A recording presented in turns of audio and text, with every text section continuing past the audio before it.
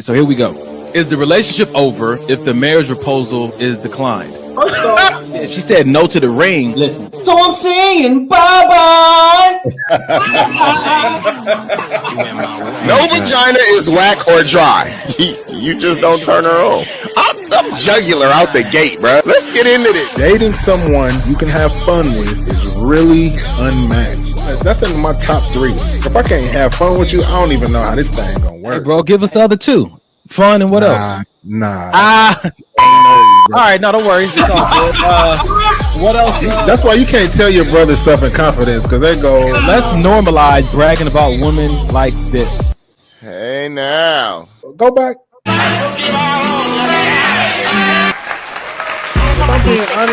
I feel like she started feeling the beat a little bit. Are you guys brutally honest with your friends, or do you hold back in order not to hurt their feelings? The honesty is not the brutal part. The brutal part is how the person perceives your honesty. If you're dating a narcissist at Christmas, you had better run.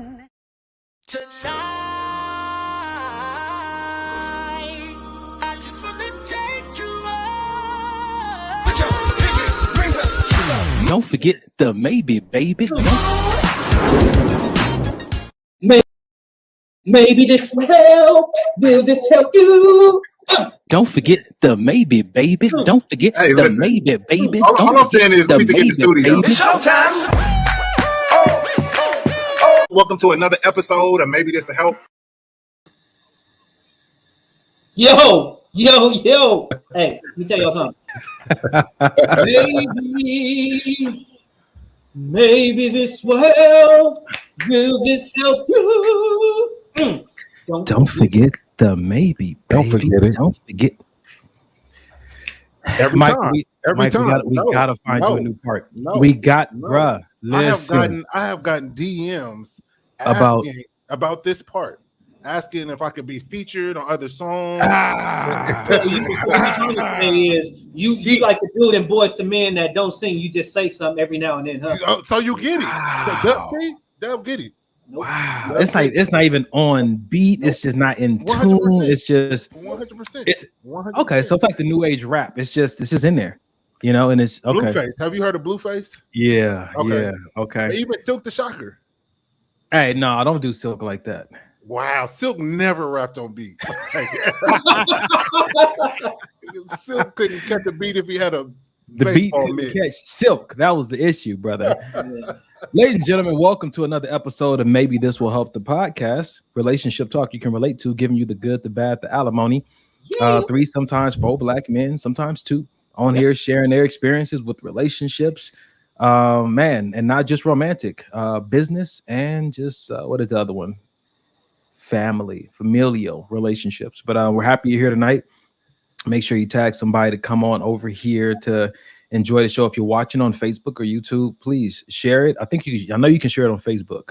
I'm not sure about YouTube, but if you can share this so that we can continue to get the word out there, man. Honestly, every episode, somebody's being helped by something that's said, not just from us too. Sometimes from the people in the audience. So get ready to jump into the chat. If you say something of significance, we'll put your message up on the screen as such. It's a no, Mike. It's probably the top wisdom from this evening already. How do you block people? Let me see. Wow. Hell yeah. Fellas, what's the deal, man? Let's go ahead and check in, man. Mike is drinking out of his slave cup. Yes, sir. This brother here. I know it used to be peanut butter in there. I know it did.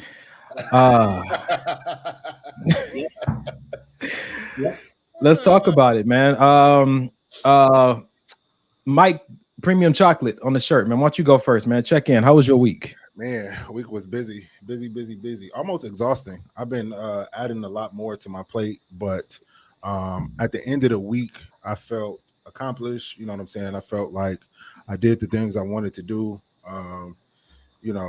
We had another game, me and my son, another flag football game that we won.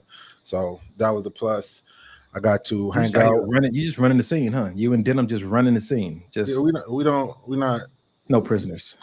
Okay, you get it. Okay. I got to see my people, Pook and Dub and Nazaria had her homecoming cheering thing, so we went and supported her for that. That was fun. Got to work out with Brother Kerry. Oh man, you got a lot going on this week. Yeah, it was a lot, but like me and you've been talking. I'm trying to work on honoring my commitments. When I say I'm gonna do something, I'm working on getting behind that. Like today, I was tired. 2 seconds away from being like, hey y'all, I'm not. I may not make it tonight, but just trying to be intentional about the moves I'm making in life in general. So yeah, I'm out here. Was bragging with it. I like that, man. It's just a reminder, like my mentor says, not to overcommit. You know what I'm saying to you? Because overcommitting seems like a good idea in the moment, but at the end of the day, you end up losing and damaging relationships far more than if you would have just said, "No, I can't do that." Yeah, for sure. Yeah. Shout out to my homegirl MJ. She had her 40th birthday party the other night that me and Jay went to. Shout out to her. Happy 40th to you. It's the club, man. I'll go ahead and check in real quick. Say the best for last. Man. Aloha, brothers. Aloha. Welcome to me. So I had a good week. The station. Listen. I'm working on something I read in a book. He said it was a book for men. He said when you get to this space in your life where you start to see what's priority, what's most important, he said you become more than a man, you become a movement.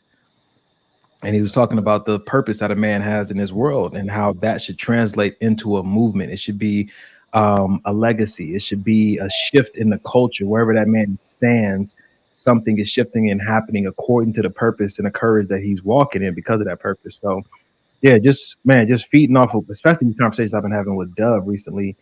Just like, man, like sometimes for me, it's so easy to lose track.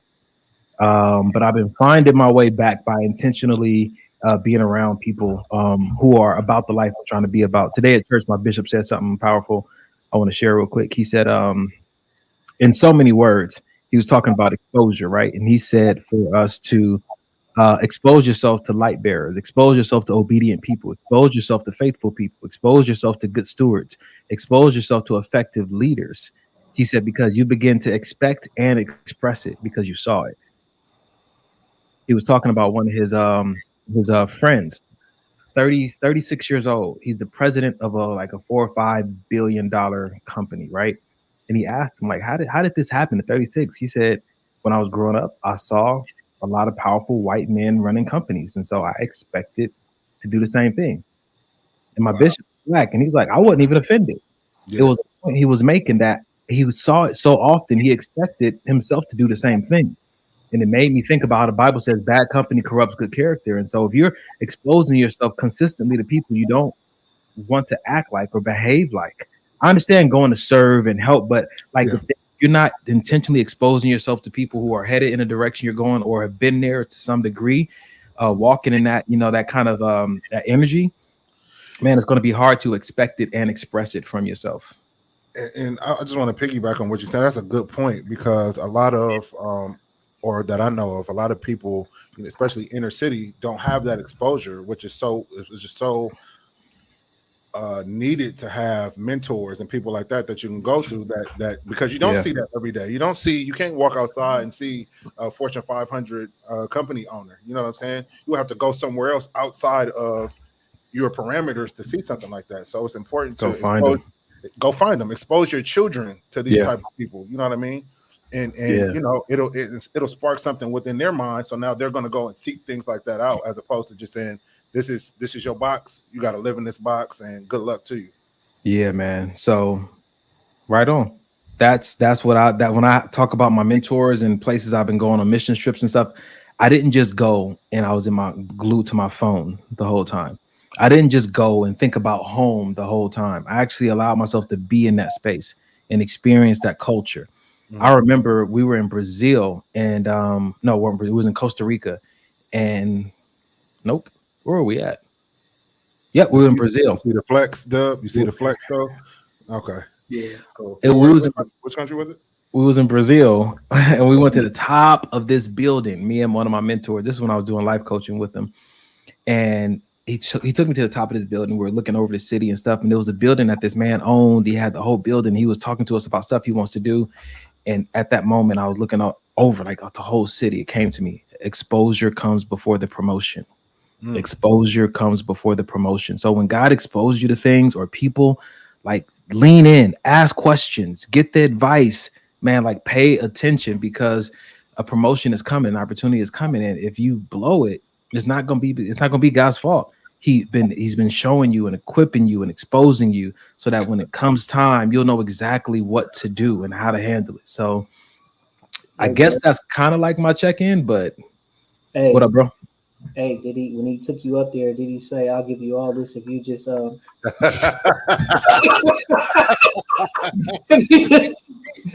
down? If you just call me daddy, I'll give you all this if you just call me daddy." Bow down. Well, I'm not sure how your world works, you know, and things you've been exposed to, but we can pray about that offline. You know, if that's. It was sounding real familiar, boy. Hey, he took me to the top of this, and I seen everything. And I'm like, is this nigga about to tell us? Wow. No, see, ladies and gentlemen, this is what happens when this is what you're exposed to. This is what you express. So I hate you. Yeah. I hate you. What? Yep. The rest of my check-in, I had a good week. Gee whiz, man. I started going to this Bible study life group this past Friday. I used to go to it, but now I'm re-going to it because they restarted it up, and it was just good to be in fellowship, man. I missed that in-person Bible discussion fellowship, so that was real good. Work has been stable, so I'm grateful for that. And yep, we got somebody else we got to block. Carrie said that's totally what I was thinking too. We got to find you guys some new friends. Yeah. I mean, you know, if that's the way your brain works, you know, you guys need some more exposure. Yeah, it just ain't no heels in Inglewood. Dub, you want to check in? You want to check in, bro? Anyway, so let's see. Where am I gonna go with this? So I don't care. I just one time because I felt disrespected. No, I'm good now. I'm good. Wow. You feel better about yourself now? I feel worse, actually. I feel worse, but I got it out. I got it out of my system. I'm gonna go repent. Yeah. Anyway, no. I was out last week. Last weekend, I was away. I was away getting some much needed experience. And being away, it taught me a lot. It gave me a different perspective on things. It showed me how to be gentle to people. You know, it showed me how to live to think about living a life of gentleness.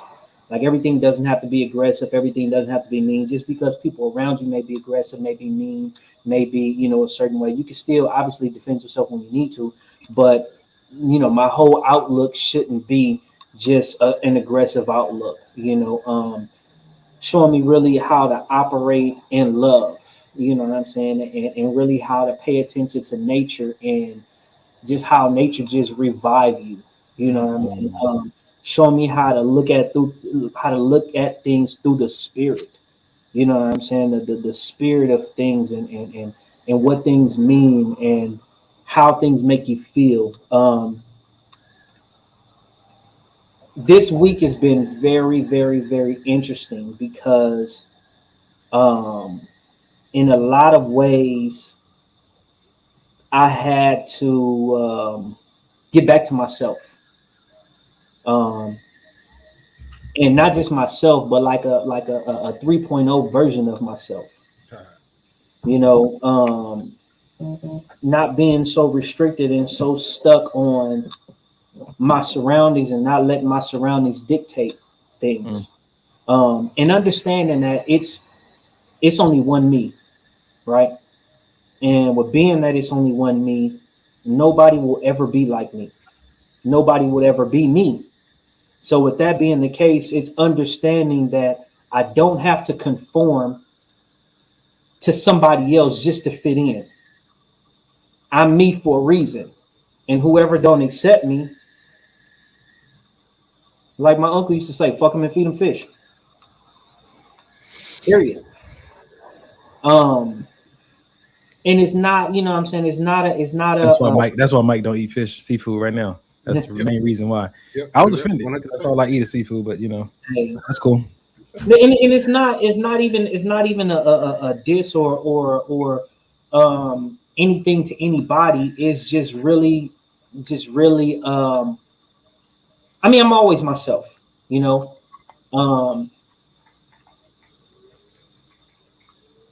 But sometimes I take a little bit too much shit that I shouldn't take.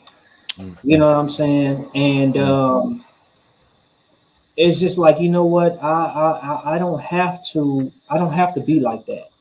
You know what I'm saying? Like, this is me, this is who I am, and take it or leave it. You know what I'm saying? If you got a problem with that, then that shows me that you're not for me anyway.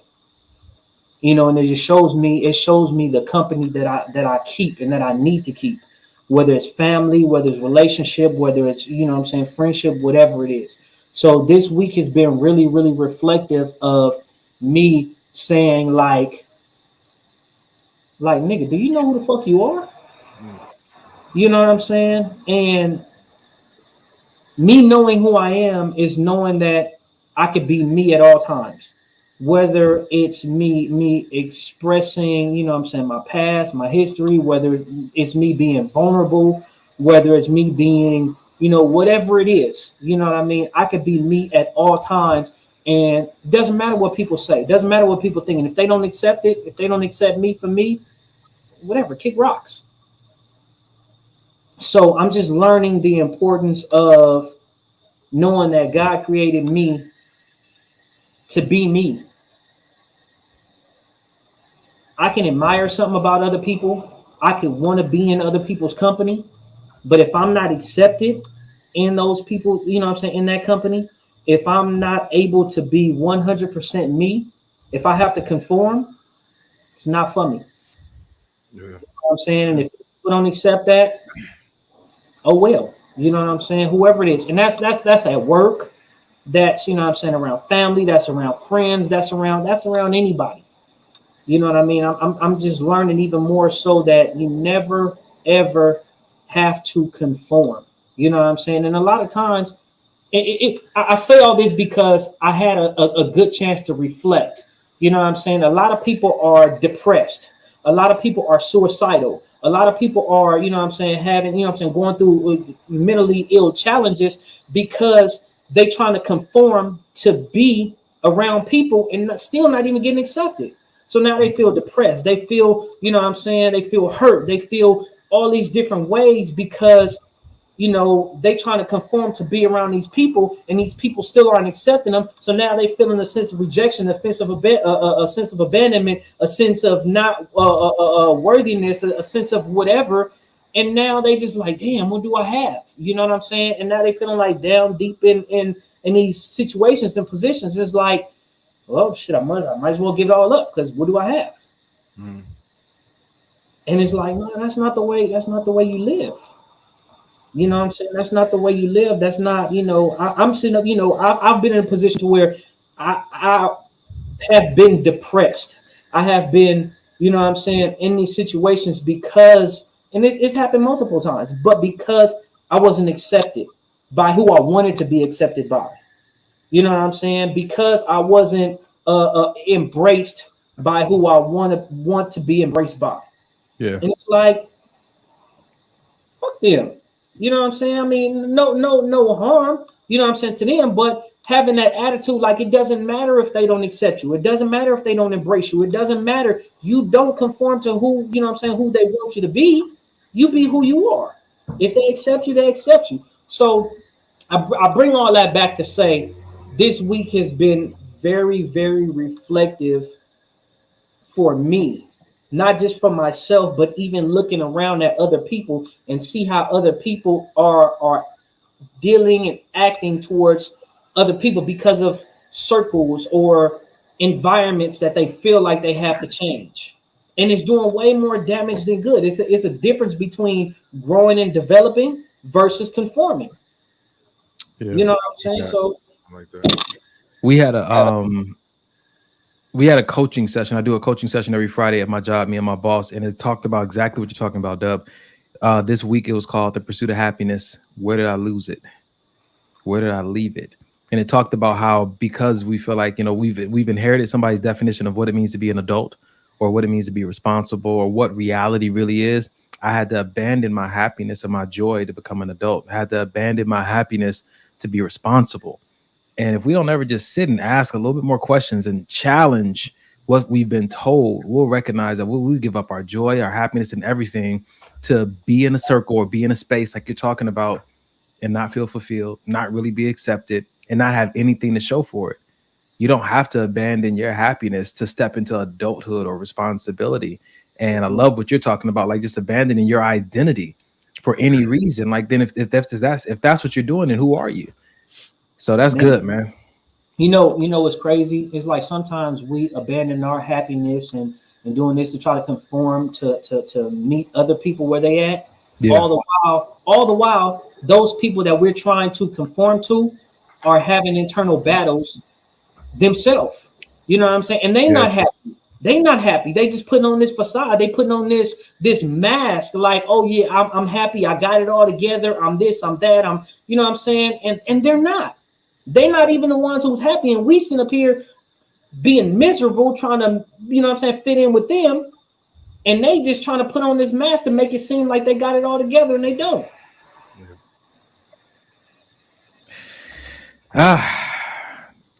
We live, we learn, we come on the podcast and we share. Right. Hopefully something that was said just now impacted you, because I mean, pretending is something I feel like a lot of us have done. I'm not trying to project, but I know I've done it. Right. And if you heard anything Dub just said about it, man, maybe this was the wake-up call you needed. And maybe this will help. Fellas, y'all ready? Ready. Let's go. All right, let's get into it. Ladies and gentlemen, we're about to get started. If you haven't grabbed your favorite drink, your favorite snack, it's not too late. Go ahead and grab it. The first half of the show, we do posts that we've seen online, have live discussions. Second half of the show, we do videos we've seen online and have a live discussion. We hope that you will be a part of it. Here is the first one. Let's go, son. You're dating someone and you see them on a date with someone else. What do you do?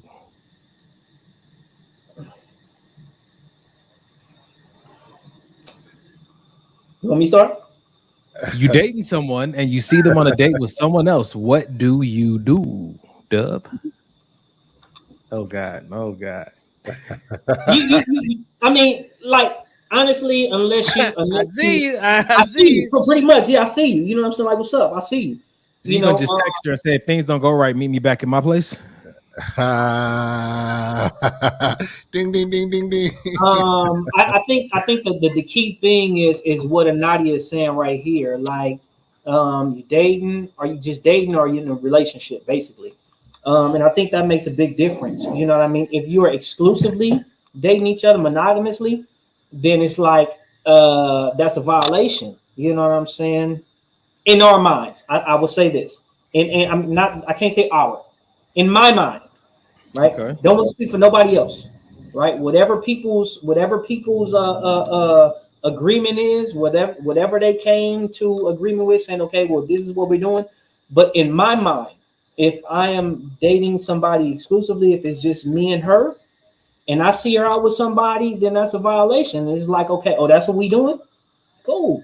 You know what I'm saying? That's what we doing. That's what we doing. You know what I mean? But okay. Don't think I'm gonna take you as serious. Don't think it's gonna be the same between us. Don't think I'm gonna take you serious like I was. When you say that's what we doing, you're using that as a phrase like, oh, I see what you're up to. Not that I'm about to go do it too. Pretty much like, oh, well, for me, I will say this. That's what we doing.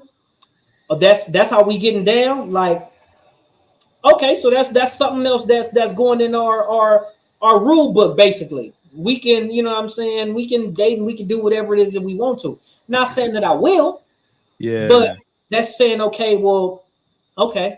So there's like the verbal understanding you guys have, and then there's a behavioral understanding you guys have. Absolutely. I know what you said that we were doing, but I see you doing something different. So I get to choose which one, which agreement I'm going to abide by today. You said this is exclusive and you don't want to date anybody else, but I see you on a date with somebody else. So Mike, I want to hear from you, dog. You getting mad? You gonna snatch old boy up? What you gonna do, man? Nah, like Dub said, if we just dating, that's all we doing is dating. What I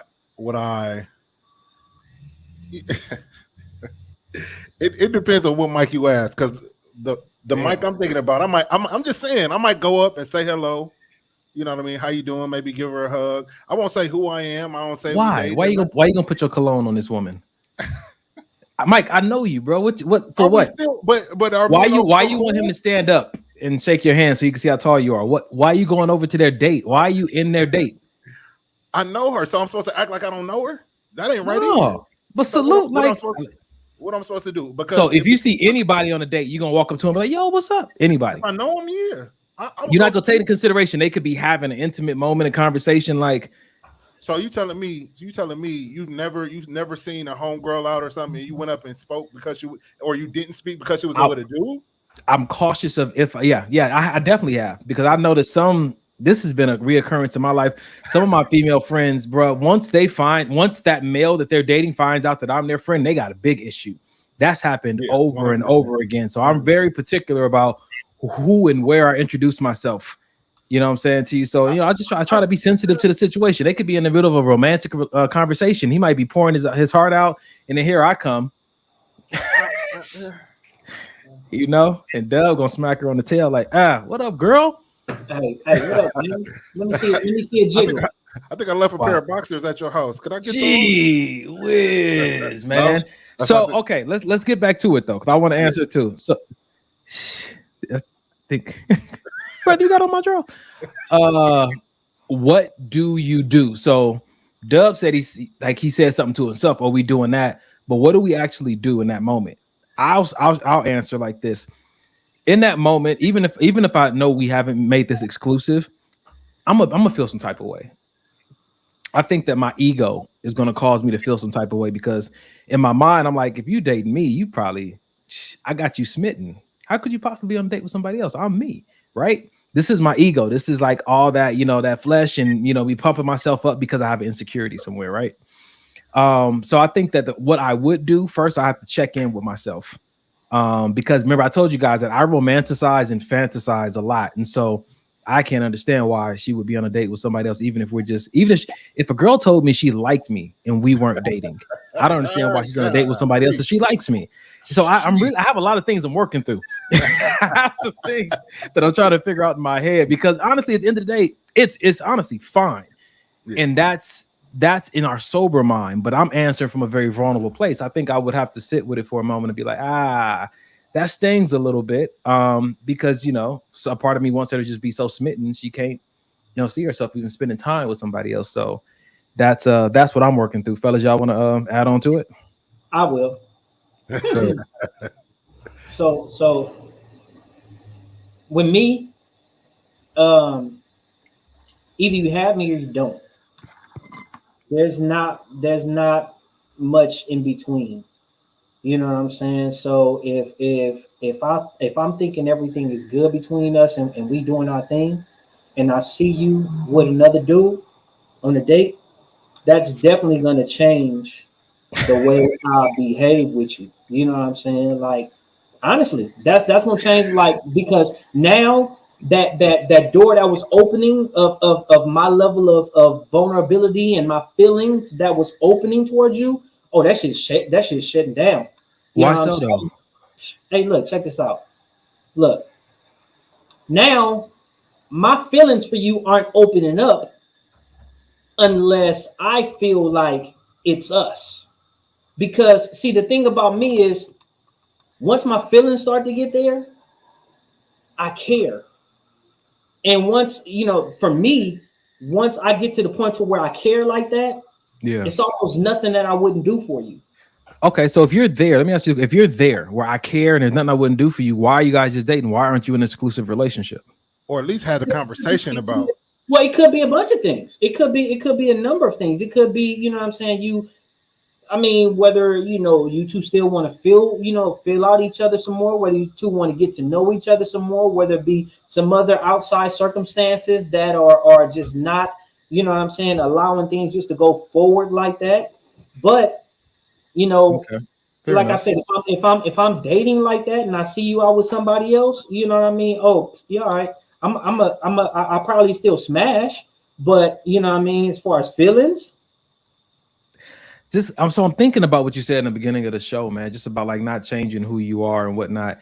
And I'm thinking about like, does me seeing this girl on a date with somebody else, does that warrant a change in my behavior towards her? And in my heart of hearts, I'm like, it shouldn't.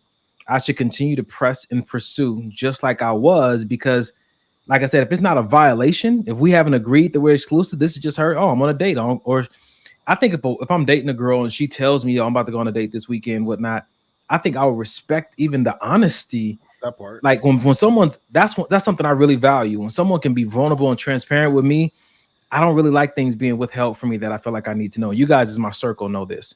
You know what I'm saying to you? You know, I've been in a situation. I'm like, why can't we all just know together? You know what I'm saying to you? But I think that would make me press in a little bit harder. Like, man, I love the fact that you're honest with me. I feel like I can trust you because you're an honest woman. And I think I'll just keep on pursuing the same way. I don't think personally me, I would turn it off. What you got, Mike? I think go ahead, Mike.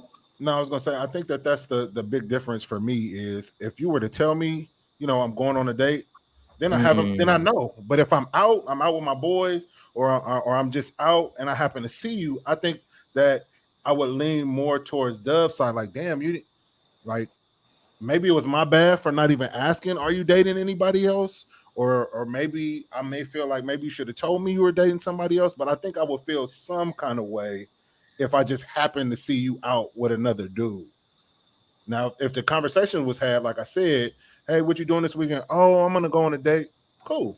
All right. Now I know where we stand, because now I'm gonna go on a date too. So the way I think about things is like this. If I have a sister. We can double date. Sorry, Dub. Go ahead, man. Nah, if we hanging out, if we kicking it, fine. You know what I'm saying? You can date and hang out with whoever you want to. But if I say if for me in my mind, if I say that we're dating, then that's different for me. That's different for me, you know what I'm saying? Because now when I date with intention. You know what I'm saying? I'm not dating just to hang out or do something, because I can go and enjoy myself by myself, or I can call one of my brothers up, like, hey, y'all want to go do this? You know what I'm saying? Because so for me, doing stuff like that, going out, it's about the act, you know what I'm saying? It's the activity, but depending on who I'm doing that with will determine a lot. So if I'm taking a woman out with these activities with the thought of dating her, I'm looking at her a different way than her and I just going out to hang out. Got you. And I think this goes back to what we say on the show often. Like, these things need to be expressed in the beginning. Like, this is how I date. Do we ever have that discussion? This is how I date. Even if it's non-exclusive, this is how I date. And I hear you guys saying, like, I would like for her to tell me if she's going to go on a date if we're not exclusive. But are we volunteering that same information? Or are we worried about, like, oh, it's just going to hurt her feelings? So I'm going to tell you, you already know how I used to be back in the day. You know, if you're dating this girl, she live in Inglewood, you date this girl, you take her to OC. You know what I'm saying to you? We're going to a whole nother zip code. I'm not going to date in the same city just so I don't run into somebody. But it makes it feel like I'm doing something underhanded. If I'm not, I'm not. I shouldn't have to worry about that. So I just want to make sure I'm volunteering the same information. But I want to ask you guys a question, though, because I just told Dub before we started this show on the other podcast, we have sponsors, and I do commercials on there for the sponsors on the podcast. And there's one is called Christian Cafe. So it's an online dating site. And so in order for me to do that, I said I need to try this dating app out, because I don't want to just be a whole bunch of cap, you know, just talking about, oh, it's great, it's this and that, and I never experienced it. So they gave me this free subscription, you know, and got hit up by a few people and whatnot. But this is one girl, she's Filipino, and she lives in China. And like she came in with, like, you know, the intentions and understanding. And I'm like, oh, Mount Clark is in the building. What up, yo?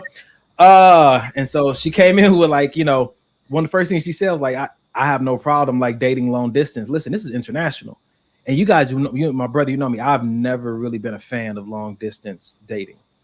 Dub saw me try that in Texas with Z, and it left a bad taste in my mouth. So I want to ask you guys, on the same conversation of dating, how do you approach long distance dating, even another state or another country? Or I have don't. you done it? I've tried it. I don't approach it. It's just too many. I'm the kind of person I need for my person, whoever I'm with, to be around. I'm not saying it'll be different if you in the States or on my side of town a few times a week. It don't have to be something every day. But when I think of long distance, I'm thinking like we got to plan out the next time we're gonna see each other. We got to catch a flight. I got to fly you out. I got to fly out. You know what I mean? With my type of lifestyle, it just don't work. It just don't work. I'm just not that into you. Yeah, and then when you have a kid, and then adding a kid in that, like you got to be able to build a relationship with my kid too. You can't really do that on the phone or on Zoom or video chat. All right, Dub, you ever tried it? I have. I've tried in state and out of state. When we was living in Texas, you know what I'm saying? When we was living in Texas, and you know, somebody was out here. That it was difficult. You know what I'm saying? It was very difficult.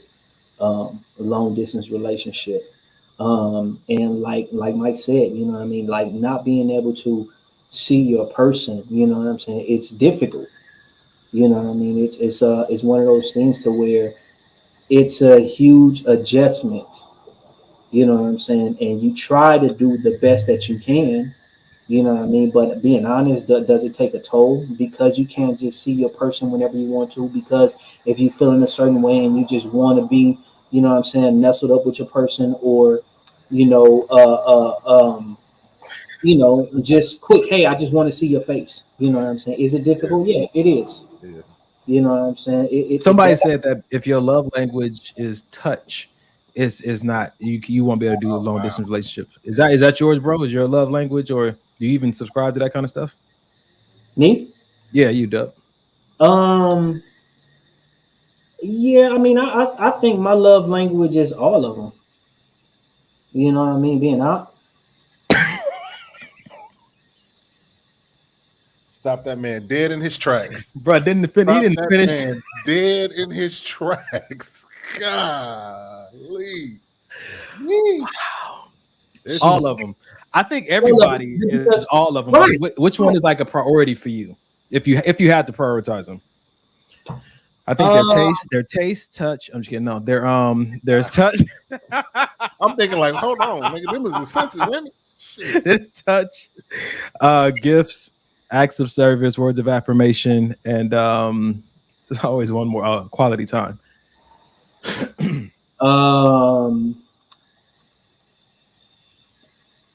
I think it differs, man. For me, honestly, you know what I'm saying. I think it differs. I think it differs based on the person, and I think it differs just how I'm feeling at the time. You know what I'm saying? Like I like physical touch. You know what I'm saying? But I'm also just like I need my space because I'm hot. You know what I'm saying? I like. If you like fit girls, you gotta sacrifice. Yeah. Hey, listen. I like gifts, but it's hard for me to accept things from people. You know what I'm saying? Because I don't like people doing stuff with ulterior motives. You know what I'm saying? Want to get me something because they want to hold something over my head. So it's one of those things to where, you know, I like words of affirmation, but on the same token, don't just be telling me anything just to sound good. This brother's about to break all of them down. The other side of the coin. It is. I'm showing you everything. Like so for me, it's really the intention behind whatever the person is doing. I like the good touch, but don't touch me there. You know, right. So there's that. It's my no spot.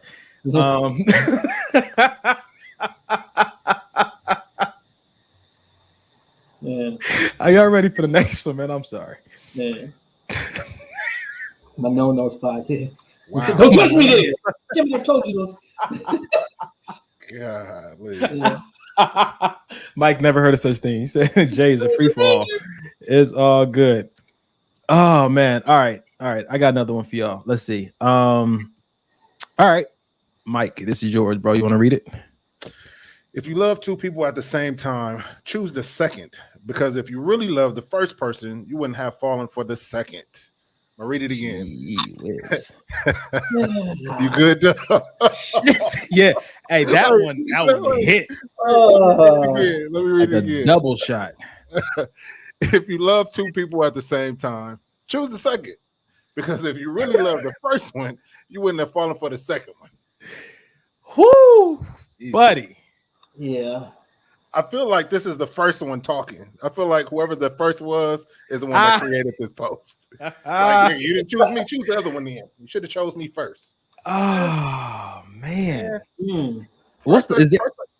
Is there a logic behind that? Like, if you really loved the first one, you wouldn't have fallen for the second.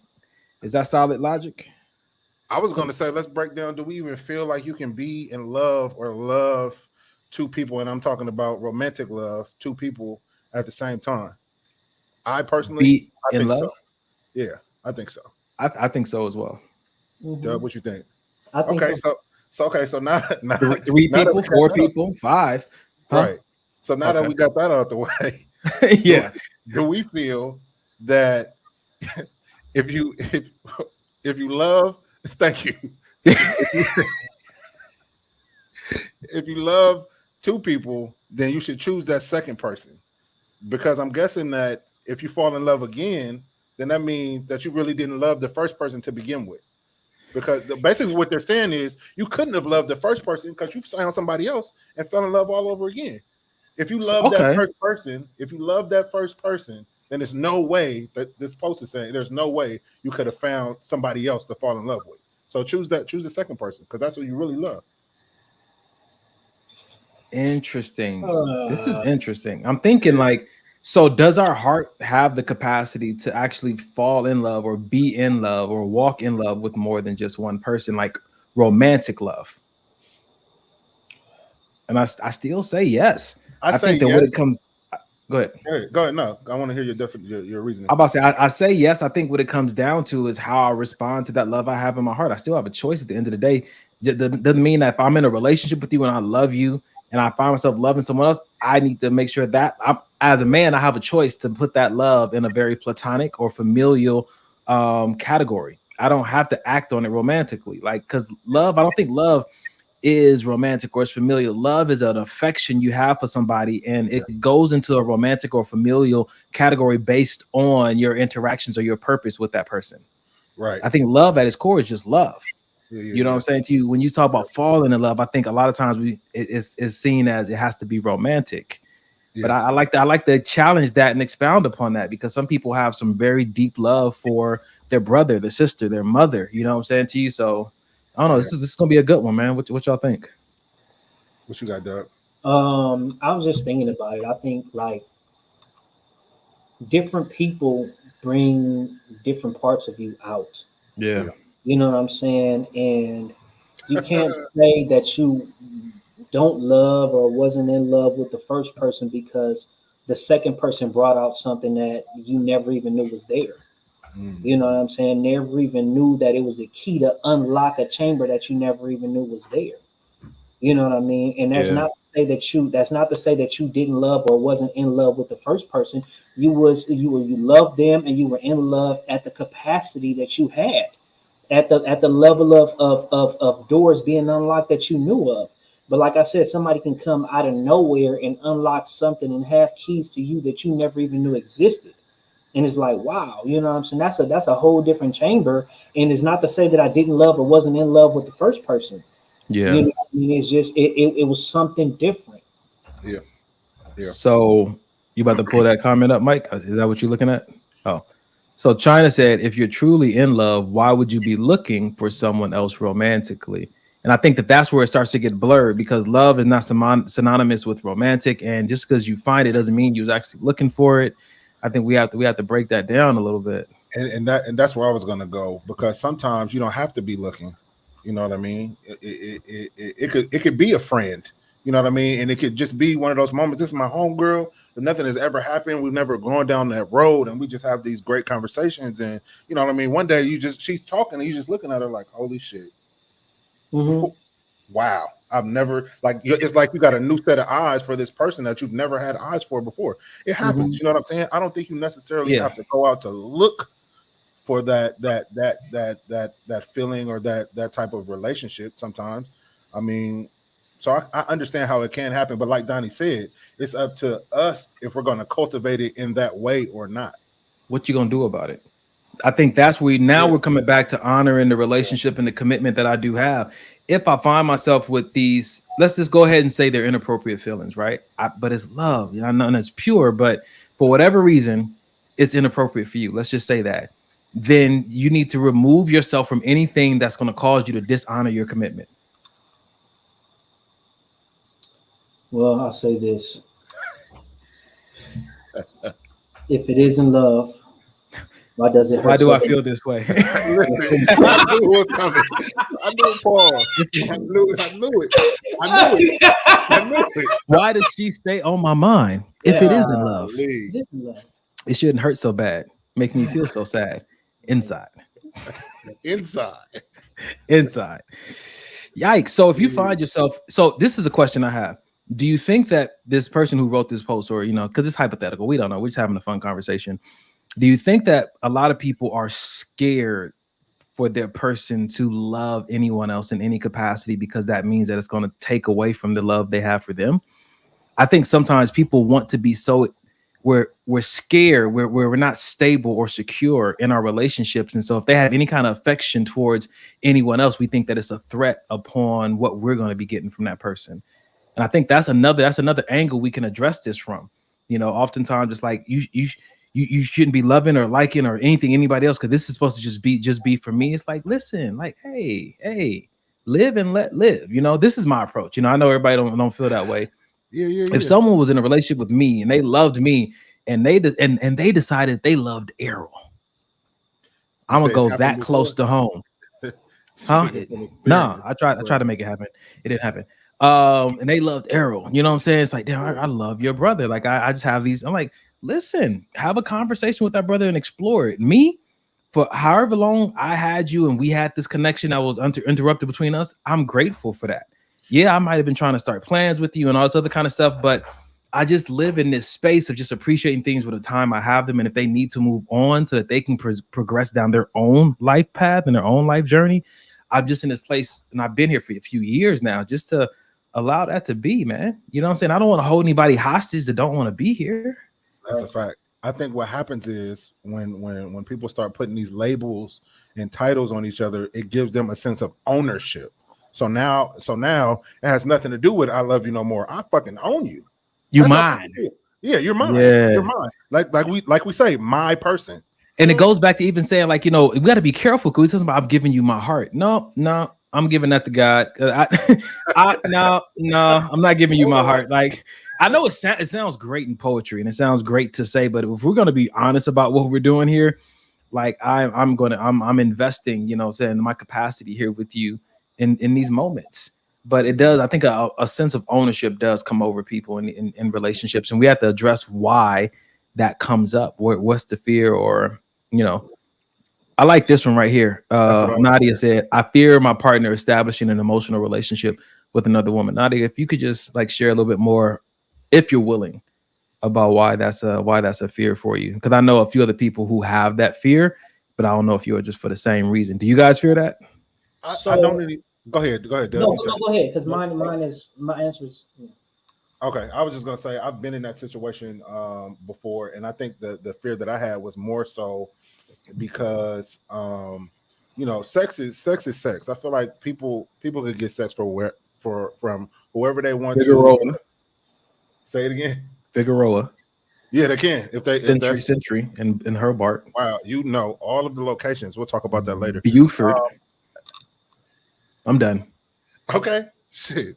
No, I think that people feel like sex doesn't have to have any ties, no kind of special meaning. Sometimes people just want sex strictly for the feeling and they're done.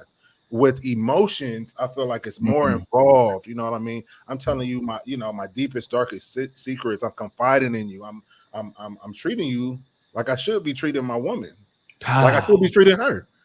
I'm treating you like I should. If that's yours, listen.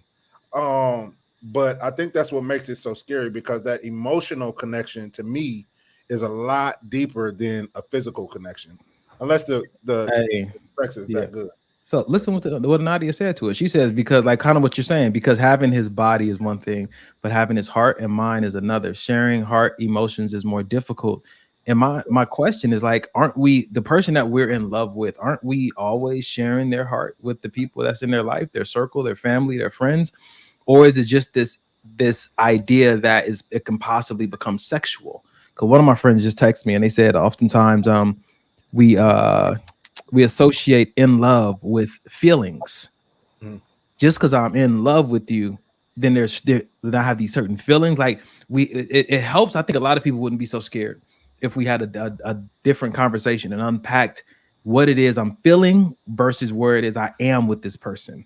You know what I'm saying to you? Because you could, I mean, I don't know if you guys have experienced this, but I've been in relationships with women before and they have their celebrity crushes. You know what I'm saying? See, so are we crushing? Are we loving? Are we lusting? Like being able to even have that discussion is such a huge place of maturity for a couple to be able to have that discussion. Yeah. So this You is got what Doug. I'll say to that. This is what I'll say to that. So I think people are. It comes with a level of possession. Saying that this is my person and this is that, and you don't want that. Like sometimes there's levels and there's chambers and there's doors opened up when you allow a person in, right? And with that being the case, sometimes you for your person, quote unquote, you let them into areas that you don't expose any other people to, Mhm. right? And That's good. there's a level of vulnerability. You know what I mean? There's access. So for you to let down your guard and be naked, and be vulnerable and allow people into areas of your life that you don't just let anybody into, and then they open themselves up to another person. You know what I'm saying? It's a feeling of like, damn, you know what I'm saying? Like I messed up for even allowing you in this, because now I've given you a part of me that I don't give to just anybody. Got you. So now I'm feeling a certain way. Go ahead. What were you gonna say? I want to ask you this. Go So ahead. because we got to go back to the beginning of the conversation now. So when you say I'm in love with someone, this goes back to a few episodes we did a few episodes ago. That With means that, yeah, with me and you are both in love. Now, if I'm in love with this person too, does that mean all three of us are in love with each other?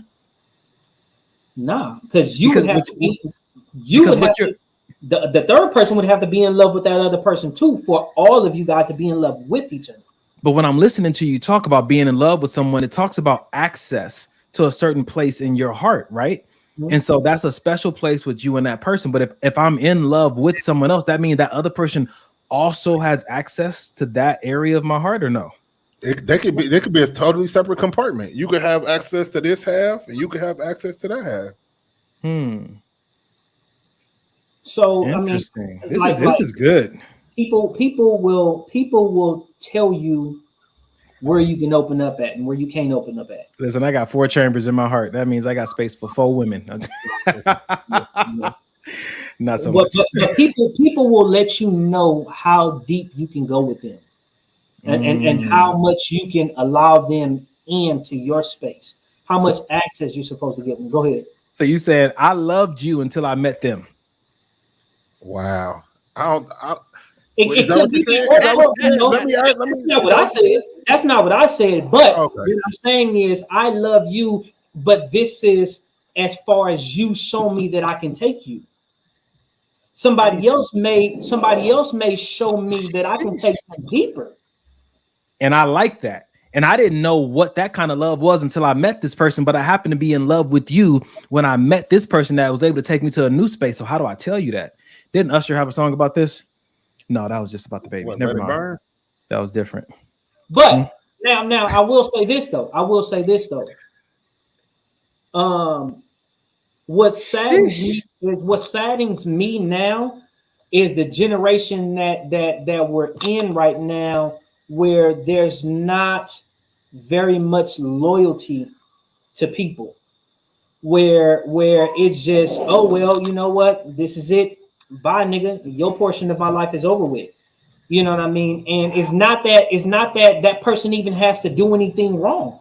You know what I'm saying? Because you can be established in something with somebody, or you can have something established with somebody, and they can do everything right that they know how, not doing anything wrong, right? Then you open up the door for somebody else to do something, and they do everything right, but they do one thing better than the person that you were with before, right? So now things are shifting. Now things are shifting because that one thing better may be, you know what I'm saying, that 51%. So now that person have the deciding vote now, so to speak, you know what I'm saying? So now the first person with that 49%, everything that they were doing right, all the history, all the love, all the, you know what I'm saying, experiences that you have together, that you had together, are now like, damn, does it even mean anything anymore? Because you allowed this other person to gain control. You've allowed this person but for that to happen, something had to get your attention. Something about that person intrigued you. And so my question for you guys is, because this is good, man. I don't even have a conclusion or a set mind on this. I'm just open to this conversation. If you're not married, because that's, you have a commitment, but if you're just in a relationship and you just happen to, like, say for instance, I'm in a relationship, right? I'm using myself, and me and Mike go to a birthday party of a friend, and I just happen to be talking to people, just being friendly, and I just have a really good conversation with this person, and we just connect, and it's almost like I recognize this person. Should my mindset be, no, I'm in a relationship, I can't explore this? Because just because I have a recognition doesn't mean it ever has to become sexual. But people often talk about emotional cheating. But is it emotional cheating because I'm in a relationship with you? So, and a lot of times in this conversation always goes back to, if we was married, we'd be married, but we're not. We're in a relationship, but are we playing like we're married in this relationship because that commitment hasn't been made? Like, so many questions come to my mind. It's almost like, if I find something better, am I wrong for going after it? But how do you know it's better though? Yeah, I mean, that we don't know. We just feel. We feel like this might be better. Am I wrong for going after it? So I will say this. As long as you are open with the person that you're in a relationship with, and saying that, hey, I meet people and we have conversations, and it may be other people that I have a connection with. Just because you have a connection with somebody doesn't mean that you want that person in that capacity. You know what I'm saying? Just because you have a connection with somebody doesn't mean that person needs to be in that capacity. Gotcha. You can have a connection with somebody, and that's just by chance, by spirit, by commonality. That could be a bunch of different reasons why you have a connection with that person. But that doesn't mean, because you have a connection with that person, that doesn't mean that person now needs to be your romantic person. It doesn't at all. I agree with that, and I think the best way to kind of point that out is that, you know what I mean, when we go out, I'll just use this circle for example, because I'll talk about, since I met you first, Donnie. When I first met Donnie, I felt an automatic connection there, like, oh man, it just feels good. But I get it. I had that effect, man. It's all good. Go ahead, bro. I'll talk about that. So when I first met Dub, I was like, oh man, this dude is cool. We vibe. Like, I could really see myself becoming close friends with this guy, forming a brotherhood, forming a bond. The first light-skinned brother. Yeah. Golly. All right. When I first met Carrie, shit. Thank you. Take yourself off, brother. But no, what I'm saying is that feeling of that familiarity that Donnie mentioned, like, man, I know this person. Like, I feel this person's spirit. Don't just happen with just men and women. You know what I mean? So it's the same effect. Like, would I go and tell my girl that I met a dude today and we just hit it off and we talked and I connected with him and we're gonna go hang out and play ball, and I probably wouldn't.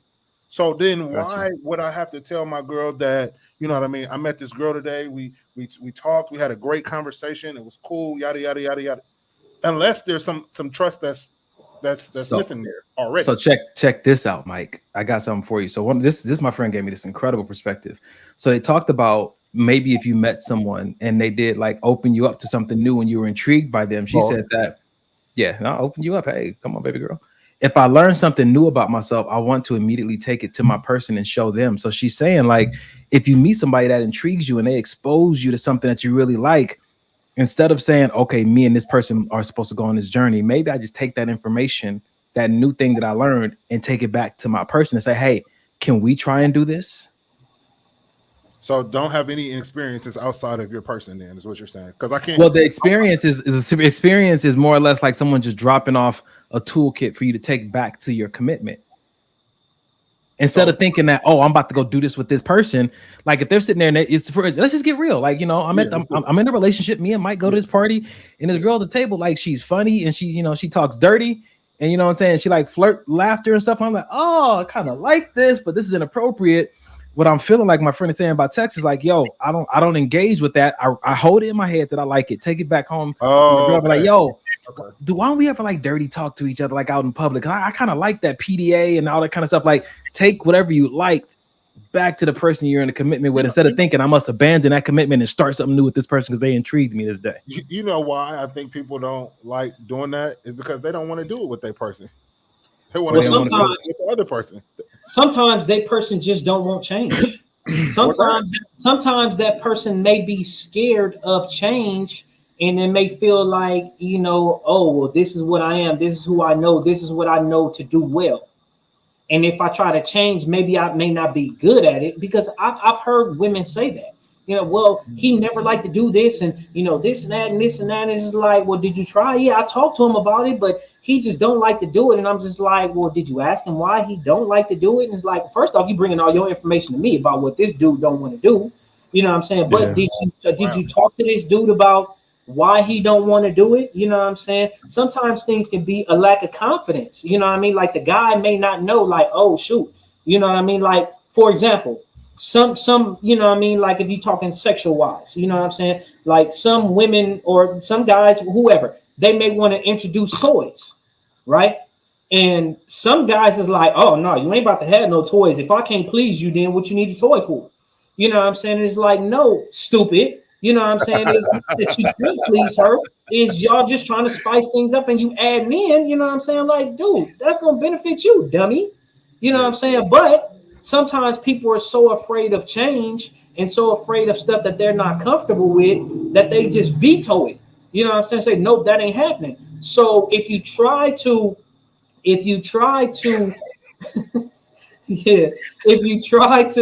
incorporate something, bring it back, you have to make sure your partner is open to receiving new information and just saying, okay, cool, baby, let's try that. We good. Yeah, of course.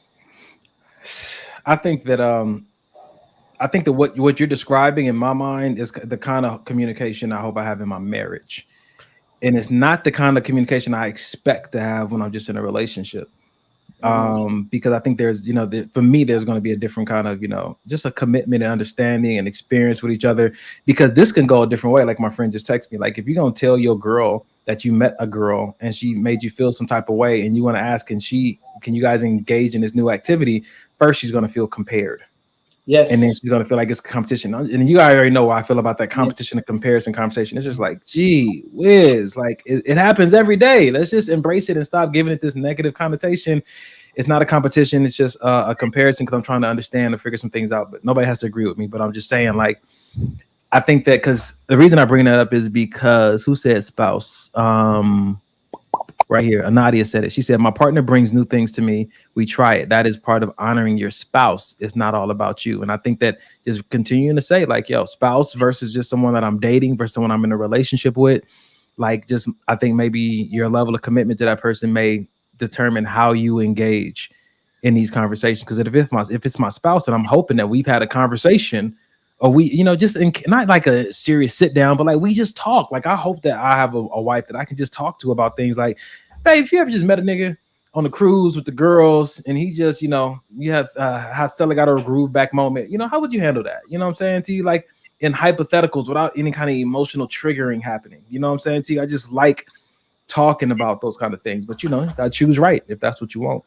Well, you know, in addition to that though, man, you just have to make sure that you are are able to handle that. You know what I'm saying? If you're on the receiving end of your person coming to you and telling you something like that, you have to make sure that you're able to handle it, and not just from a place of logical thinking space or illogical or whatever, but even taking on to the fact of your feelings that you have for your person. Because looking at things from a perspective of just dealing with a person is different from looking at that same situation when you have feelings for a person. So a lot of times that we can say, oh, I'll do this, I'll do this, I'll do that. You know what I'm saying? Or I want to be like this, I want to be like that. It's cool. You know what I'm saying? It's great if we can be like that. But understanding the fact that once we have feelings for somebody, those things are not as easy to just, you know what I'm saying, just hear. And you know what I mean? Like if you just dating somebody, whatever, and you know what I'm saying, she says that like, oh yeah, this dude told me this, blah, blah, blah, blah, blah.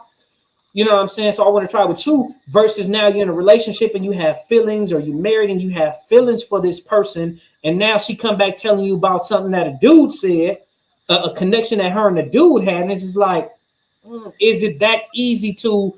Yeah. And I think you have to, this is something, this is a desire of your heart to be able to have those kind of conversations with your partner, your spouse. This is the stuff you need to be thinking about when you first start dating that person. Just seeing where these conversations can go. There's been plenty of times in women that I thought that I liked. It just turned off because of how limiting our conversations were. I know how I am. I had somebody hit me up. You guys know, Mike Errol, you wasn't here, but in the last episode, me and Mike were talking, and this has happened multiple times. You know, I talk freely about my relationships that I've had or dated, or people I've liked and liked me, and I don't always take in consideration, do they want me telling our story? And so somebody hit me up and was like, yo, I felt some type of way. You didn't even ask me if you could share, you know, that part of our story and stuff like that. I was like, you know what? I apologize. I didn't. And I said, moving forward, what I'm going to do is before I like date or talk to anybody, I'm going to let them know by default, I'm just a transparent and vulnerable person. I share in ministry. I share on multiple platforms my life. And I said, so this is something maybe you might want to know before you engage with liking me or dating me. It's almost like I'm not a celebrity, but it's almost like celebrities. They're in the public eye. And so you have to be willing for the public to be inside of your personal life to a certain degree. If you're going to be with that person, it comes with territory. For me, ain't no cameras following me around. I'm not famous, but I tell on myself. You know what I'm saying to you? And I think that it's my due diligence to express to someone before I date them. Like, yo, I express often, and it's not even intentional. Sometimes just it's a good part of the conversation. And I don't know how you feel about that. And if it's not a good look, then, you know, because I'm probably gonna write it in my book, our story. So are you okay with that? I'm like those TV shows. I don't talk about everything, but if I do talk about something, names will be changed to protect the innocent. That's good. You know what I'm saying? Like I'm for me, I'm a very private person. I'm a very personal person. You know what I'm saying? Like I don't let a lot of people in, and it's not just in relationships. I mean, as far as romantic relationships, even friendships. You know what I'm saying? I'm a very personal person. I don't let everybody in. You know what I'm saying? And I don't disclose everything to everybody. You know what I mean? What I will do, certain situations, I may talk about experiences that I've had. You know what I'm saying? Just past experiences. But I don't know. That's just me. You know what I'm saying? It's not that I'm hiding anything. It's not that I'm you know what I'm saying, trying to be a player or trying to do this or trying to do that. It has zero to do with that. So whoever out there, I know people always say, oh, well, if you don't want to talk about it, you got to be hiding something. No, I'm not. You know what I'm saying? And if your mind is going there, then oh, well, that's just your dumbass mind. But anyway. Hashtag no stupid. No stupid. You know what I mean? So for me, it's just I'm not open to everybody with everything. Got you. I'm very selective. I think that's good, man. I think that just letting people know where you are is just it's a self-honoring place, you know what I'm saying, to exist in. Yeah, so you want to add, Mike? Yeah. What kept ringing in my head is with the with all of the sharing and everything that one is doing, it's also important to realize that there may be some feedback to that you may not want to hear. So, you know, you have to be prepared for that. A lot of people think that right. A lot of people think that because they want to know these things and talk to me. I want to know, you know what I mean? I want you to be able to tell me things and talk to me. And when you open up and talk to the person like they've asked, sometimes the information they get, it's like, ooh, that was too much. But I mean, I'm the type of person, like, I'm either going to be filtered or I'm not going to be filtered. If you want me unfiltered, I'm going to tell you. Period. You know, so I was going to say, I'll go after you. I want to talk about this comment that somebody put up. I'll go after you. Okay, I was just going to say, you know, like I said, a lot of times when you're not in that position where you feel a certain way about a person, it's just like, oh yeah, I'm open. I can talk about this, blah blah blah blah blah, this and that, until you start to feel for a person. Yeah. Then once you feel something for a person, it's like, I want to hear that shit. Yeah, man. I think that you guys can consistently say that, and I've experienced it before. And I think that finding someone who doesn't do that is definitely going to get my attention, because I that's what I want, and there's nothing wrong with wanting what you want. But check this out, Mo. Is this the one? No. Yep, that is Mount Clark. You what? Stop. Monet. You are about to pronounce it correctly, and then you stop to pronounce it incorrectly. Wow. Because she likes her new nickname. She likes her name. Mount Clark Missionary Baptist Church. All right, so here we go. She said, but isn't the goal of having a relationship to one day get married one day? So why treat the situations different just because of the title? I think that I treat it according to the commitment that I'm presently in. Now, you can go on a first date and treat her like your wife if you want to, or treat him like your husband if you want to. If that's your MO, then you can do that. But the thing for me that I love about marriage is that it's covered by God. It includes God, and there's an understanding. For me to just go in there and just like, boom, I'm treating you like the wife, then I would have to be very, very strategic about how I approach my expectations, because I'm going to have different. I love expectations. I love them. I know people say you don't have them because they lead to disappointment. I don't know. That's not my reality. I think expectations are great for people who have emotional control or management skills. If I go into this dating situation, I'm treating her like she's my wife, and she's not treating me that same way back in return like a spouse, I have to be okay with that. And so that's the only issue I have, Mount Clark, with this idea of the title doesn't matter. I think it helps me to understand where I'm at and what I should be doing right now. I think that I also want to tap into, but isn't the goal of having a relationship to one day get married? No. I don't think that's everybody's goal. I think people want somebody to do life with. They don't necessarily. Some people want to be in a relationship and not get married because they feel that marriage is not important. It's just paperwork. It makes things more difficult. I just want to have this pure relationship with no specific titles, and we live together and we do life together. We have kids together. We're in love. But no, marriage is not everybody's end goal. And everybody doesn't see marriage the same way. Some people are not like, we're not going to no court and signing papers, but we're going to live together and we're going to raise kids together. So, yeah, again, more conversation need to be had. Yeah. All right, fellas. Well, it looks like we know what time it is. Damn, past it. It's past halftime, but we kind of got started a little bit late. We didn't get started late. We just had a long check-in, so it's all good. I feel like the conversation was just good. Yeah, this is some good conversation. Before we get into too deep into the halftime, ladies and gentlemen, if there's something about you, something that you liked about the show so far, your favorite quote or line or favorite moment, please put it in the comments. We like to do this and set up a nice space for our people who view the podcast the day after to come back and look and see all the comments and things that were impacting people, because maybe that needed to be highlighted for them. So if you could, man, we appreciate you guys going to the comments and leaving your favorite part of the podcast so far. Mike? Ladies and gentlemen, if you're not already following us on any of our socials, please go do so at this time. We have Facebook, Instagram, YouTube. Those titles are all Maybe This Will Help the podcast. Follow, like, share, tell a friend. Also, now's the time if you guys want to drop any businesses. My brother Kerry says stop calling them small. So I'm not going to call them small. If you have any businesses, any self-owned businesses, a home. Who's Kerry? I don't know. Okay. So, a guy I used to know. He used to be on the show, but whatever. Got you. If you have anybody that if you know anybody that owns a business, please feel free to shout them out. I'm really big on one hand helping the other hand. Meaning, if you know somebody that I might need them. If you know an electrician, hey, I need an electrician. Oh, I'm also a painter. Oh, I need a painter. You know what I mean? It's all about helping each other. It don't matter if you're black, white, Hispanic, Asian. You know what I mean? I just feel like humanity needs to help humanity, and what better way to do that than to start with the little guy. So yeah, definitely please shout out if you have any small businesses or businesses that you want promoted here on the show. Mom is promoting us. She said all her sons. Y'all so cute. We love you, Ma. Thank you, Mom. Speaking of which, Mom had this is probably way off talking, but when I came over to the house, I think you were doing a Sunday service, Donnie, I believe, and it was food, and Mom had this quiche out there, and I just needed to know where she got it from, Mom. So if you could let your son know, that would be. Yeah, you had like 3 servings of that, bro. Listen, and I had already ate before I got there, so yeah.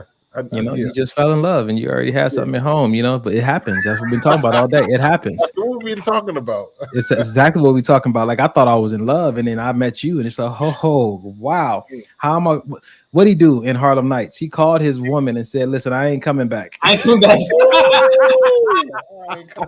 That's the coldest thing. Like, I thought I was in love. We married, we got a house, we got kids, but I met this thing and I ain't coming back.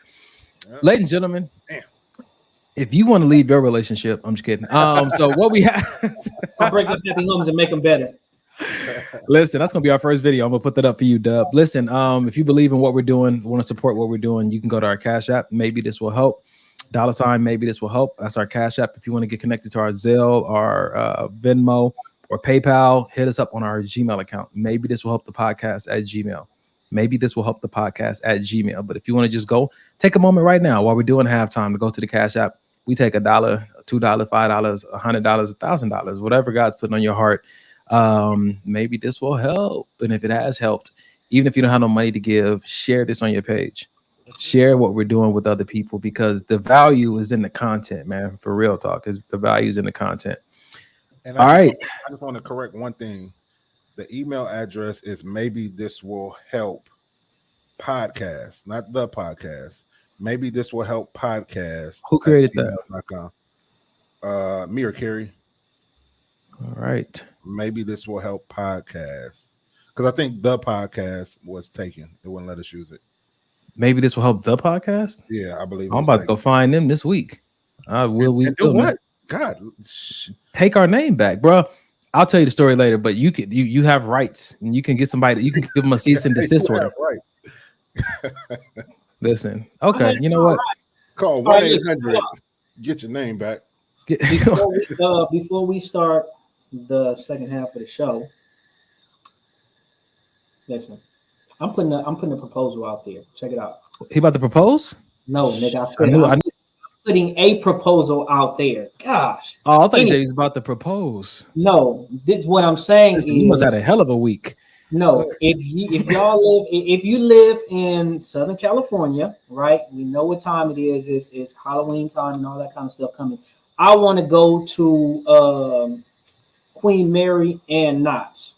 So if y'all down the road, you know what I'm saying? I'm not just talking to you two right here, but y'all listening. If y'all want to roll, you know what I'm saying? We can put something together and go to one of these little places and have a good time like that, man. Like everybody, a big old group, just have a good time, and you know what I mean?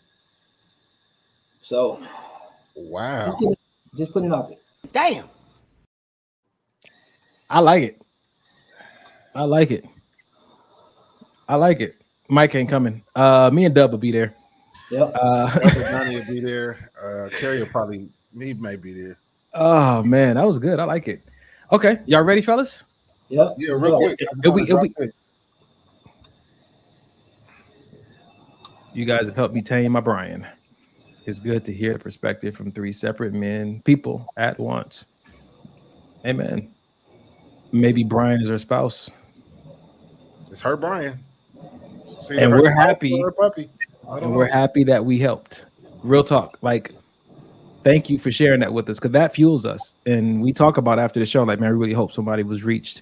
And so you leaving that comment was incredibly encouraging. So thank you, Facebook user. It doesn't show your name, it just says Facebook user. So we thank you for that. Thank you. All right, here we go.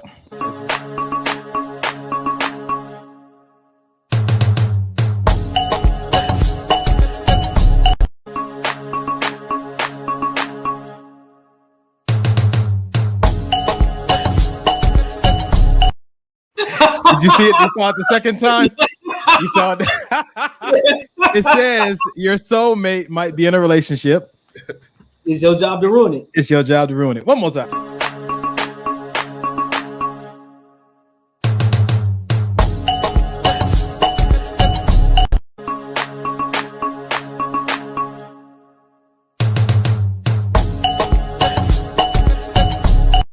Yo, his face though, man. The face. The face. Oh, listen. Are you willing? And I've asked this before on the show multiple times. If you find your soulmate in a relationship with someone else, are you gonna just let it pass you by, or are you gonna do your due diligence and your best to shake that thing up? So once again, just because it's soulmate doesn't mean that it's your romantic mate. I don't think so. I don't think a soulmate equates to a romantic mate. That's just me. I don't know. Interesting. So are you willing to be married to a woman who has a soulmate that ain't you?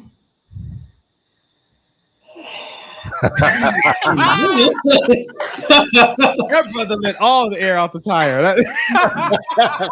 Flatten them things. Sheesh. God, them lungs was empty after that one. I mean, listen. There's certain terminology I don't want her to come to me and say. Yeah. You know what I'm saying? Like if she has a male best friend, cool, no problem. You know what I'm saying? But I don't want her coming to me telling me, yeah, this nigga's my soulmate. Like, but you just said it doesn't mean it has to be anything sexual. What's the problem, right, bro? But that What's the problem, she have man? to introduce him to me as her soulmate. So look. She don't tell me. Don't tell this nigga. Don't tell your brother this is my soulmate. Golly. Yeah. Oh, I think I've been on both sides of that coin. I've tried to shoot my shot and put my bid in, knowing that she was in a relationship and knowing that I felt like, yo, this, you know, basically you would be better off on this side, and you know, and I've been the one to just be like, you know, if it's for me, it'll come back around in the long run. And I think that my mind is on the latter. Like if it's for me, it'll come back around in the long run. I don't got to ruin what nobody else got going on. okay. So I saw this video. I really want to find it. Maybe we can put it up next week. It talked about your soulmate, your what is it, mutual flame? What do they call it? Yeah, twin flame. Your soulmate, your twin flame, and your karma person. And you talked about your soulmate not being necessarily the person you're romantic with, and you're kind of being kind of like you, almost like a mirror, or kind of like a compliment. And they talked about your twin flame, you know, and all that kind of stuff. But the one that got me was a karma person. They said this person comes into your life to do to you what you've habitually done to other people, but they come and they're temporary. Wow. And when I started thinking about it, the people I've shared this with, the response was the same. Like, oh no, it's like, what have we been putting out there? What if it's a good thing? But the truth will set you free. like, listen, it ain't been a good thing. I think if a karma person is real, that will explain a lot. Yeah, I agree, brother. Listen, a lot of situations that I've been in that I was upset about. And if I look at it like, oh, I sure enough did that to Lisa, Stephanie, and Pam. Okay.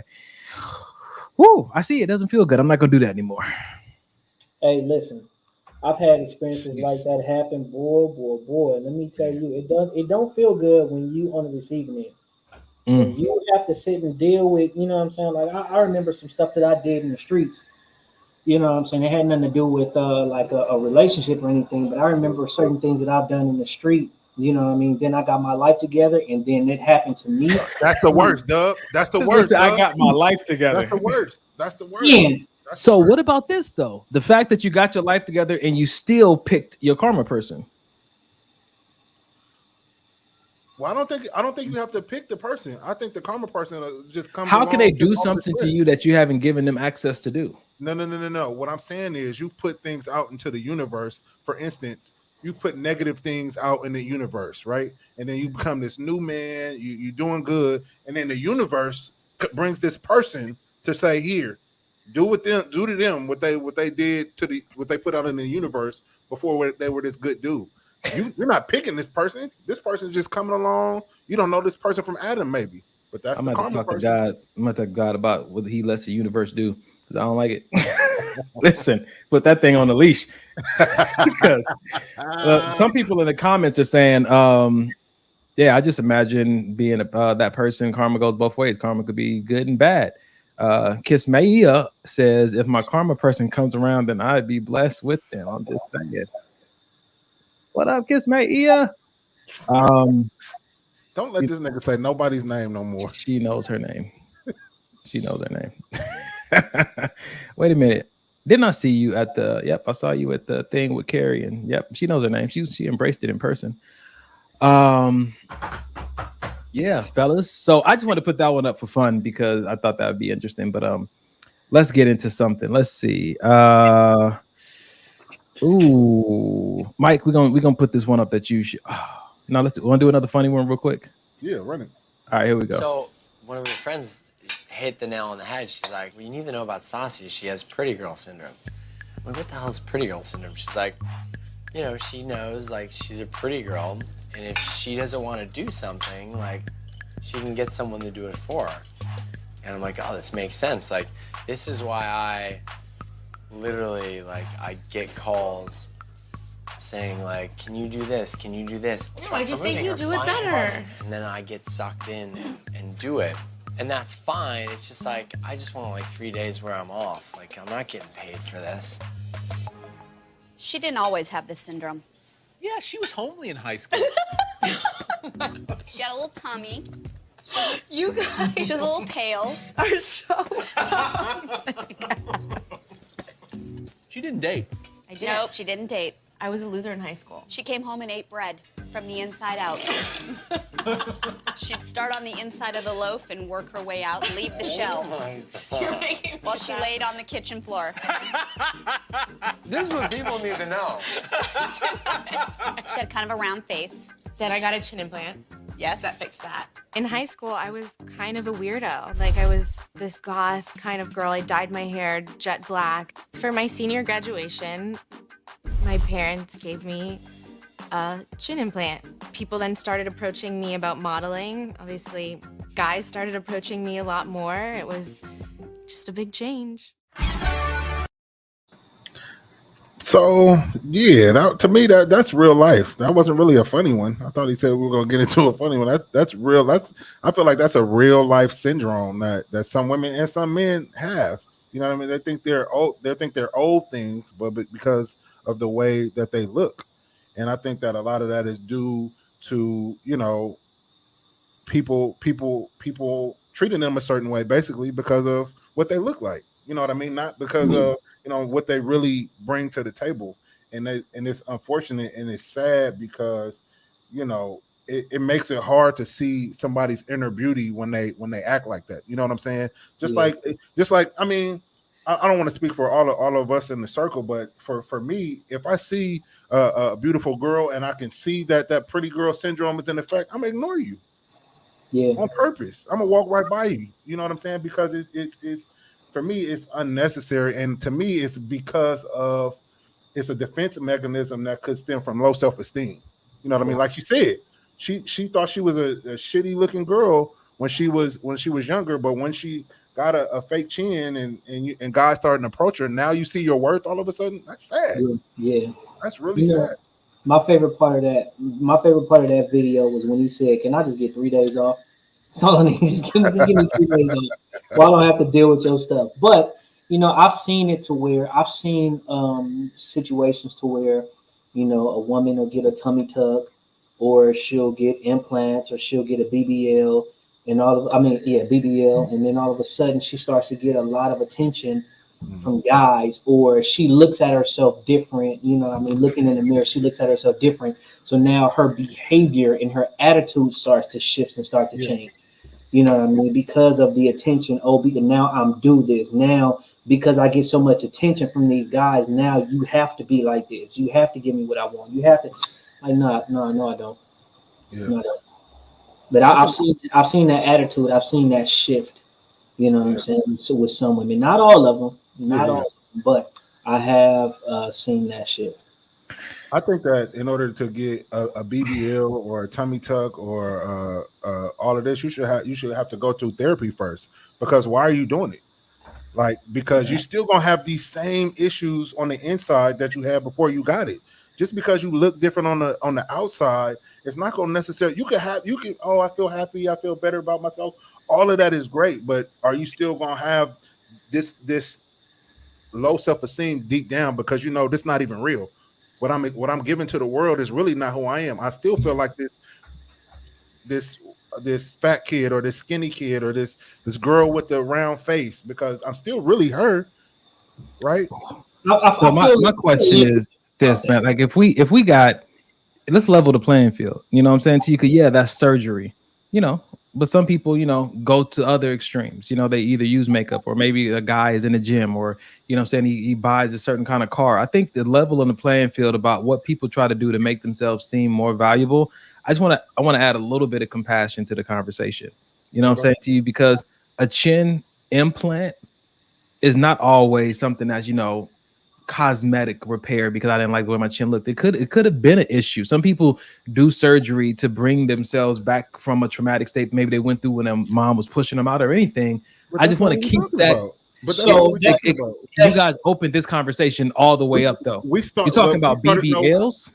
I said BBLs and I said tummy tucks and I also said they should seek therapy first to see why they're doing it. Why they're doing it. Even with guys who get like the fake beards and why are we doing it? Because at the end of the day, that's what's most important. Why are we doing it? Are you doing it for somebody else? So I will say this. Certain.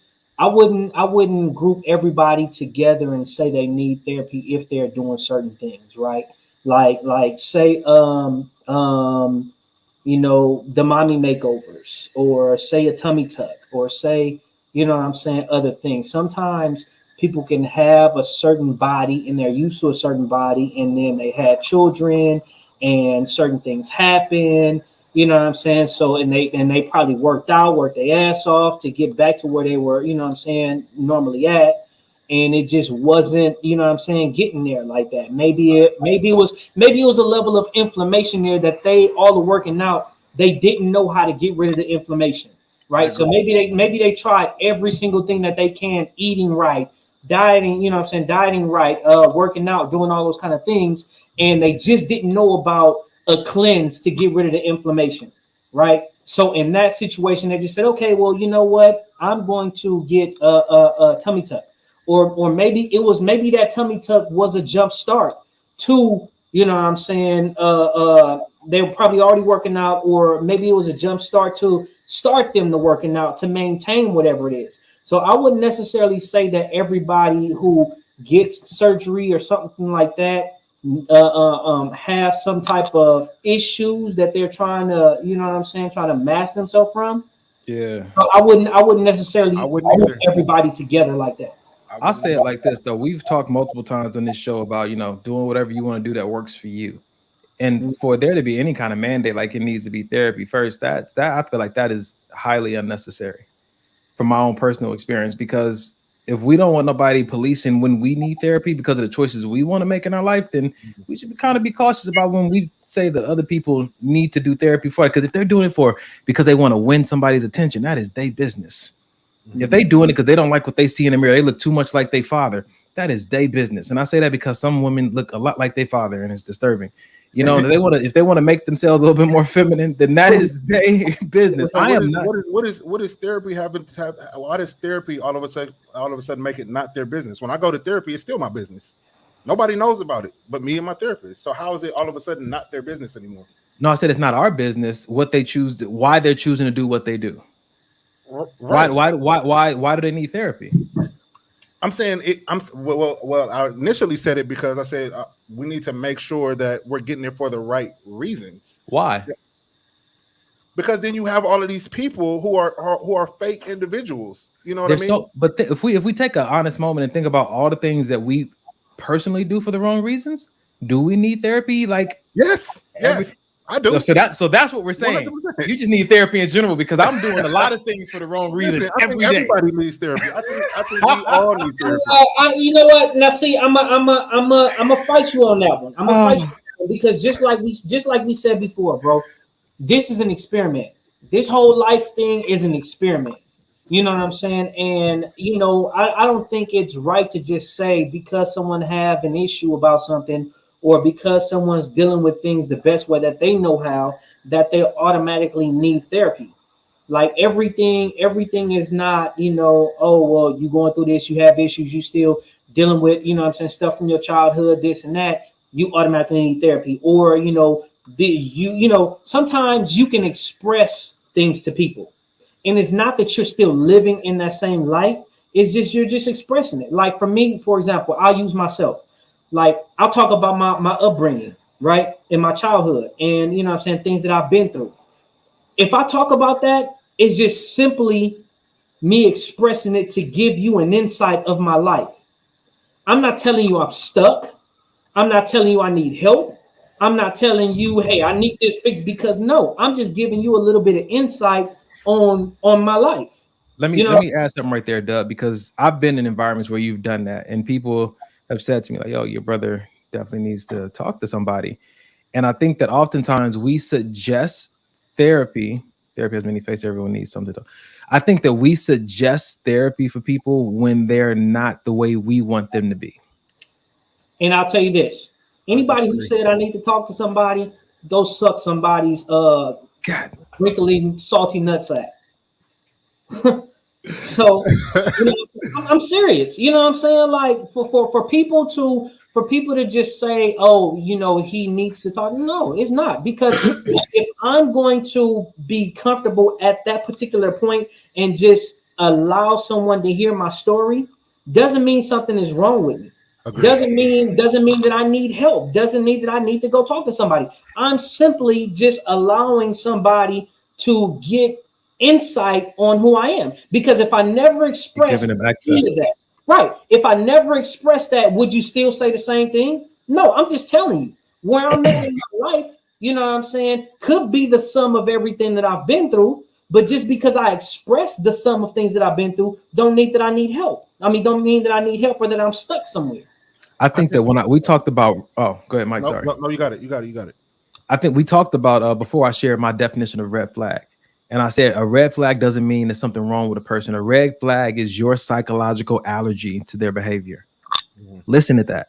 I'm allergic to peanuts. It doesn't mean peanuts are bad or somebody needs to change the recipe for peanuts. It don't work for my system. Yeah. We have to recognize that oftentimes people's behavior, we might have an adverse reaction to. We might be allergic to people who vent. We might be allergic to people who share the gruesome details of their story. We might be allergic to people who are happy all the damn time. We might be allergic to people who are optimistic. That is not their issue. Mm-hmm. That's our allergy. And we call that a red flag, but it doesn't make them a bad person. I agree. So look, check this out. And this is something that I was thinking about earlier, and I'm glad you brought this up. Everybody, there's a reason that everybody has been through everything that they've been through. Sometimes it's for you to grow. Sometimes it's for you to share your testimony for somebody else. But I will say this to everybody listening. Do not feel like you cannot share your story because of how you may perceive people are going to take it, or because of how people take it. You never know who you're going to reach. You never know who needs to hear it. Yeah. And whoever want to shut you up from telling your story because they may be allergic to them, take that. You know what I'm saying? It's not for you to hear. Shut your ears. If it's not for you to hear, if you're allergic to it, shut your ears, because you never know who it's helping. Yeah. You never know who is helping. And sometimes people try, oh, you just talk too much, or you this, or you too happy, you too. No, it's not for you. Yeah. Yeah. The way I am, if you can't handle it, it is not for you. So stop trying to stop me from being who I am because you may feel a certain way about it, or you may feel funny, or you may feel it's irritating, or you may feel it's annoying. Don't be around me. But you never know who I'm helping. You never know the person that the one person that needs to hear this that's going to stop themselves from, you know what I'm saying, doing something that they don't need to because because they relate to it. Because they relate to it. Before I bring up this next one, Mike, I know you had. Oh, yeah, I know you had something you wanted to share. No. I was just gonna say, which is the basis of the whole show. You know what I mean? Everybody's not gonna agree with me. Everybody's not gonna agree with Dub. Everybody's not gonna agree with Donnie. That doesn't mean that nobody will. You know what I mean? And that doesn't mean that anybody's perspective or outlook on what we're talking about is right or wrong. Sometimes we don't agree with each other. That doesn't mean I'm wrong. That doesn't mean Dub is wrong. It doesn't mean Donnie is wrong. You know what I mean? You have to listen and then filter out the things that speak to you, and whatever else doesn't, just let it fall to the wayside. Yes, let it fall to the white side. That's what I say all the time. No.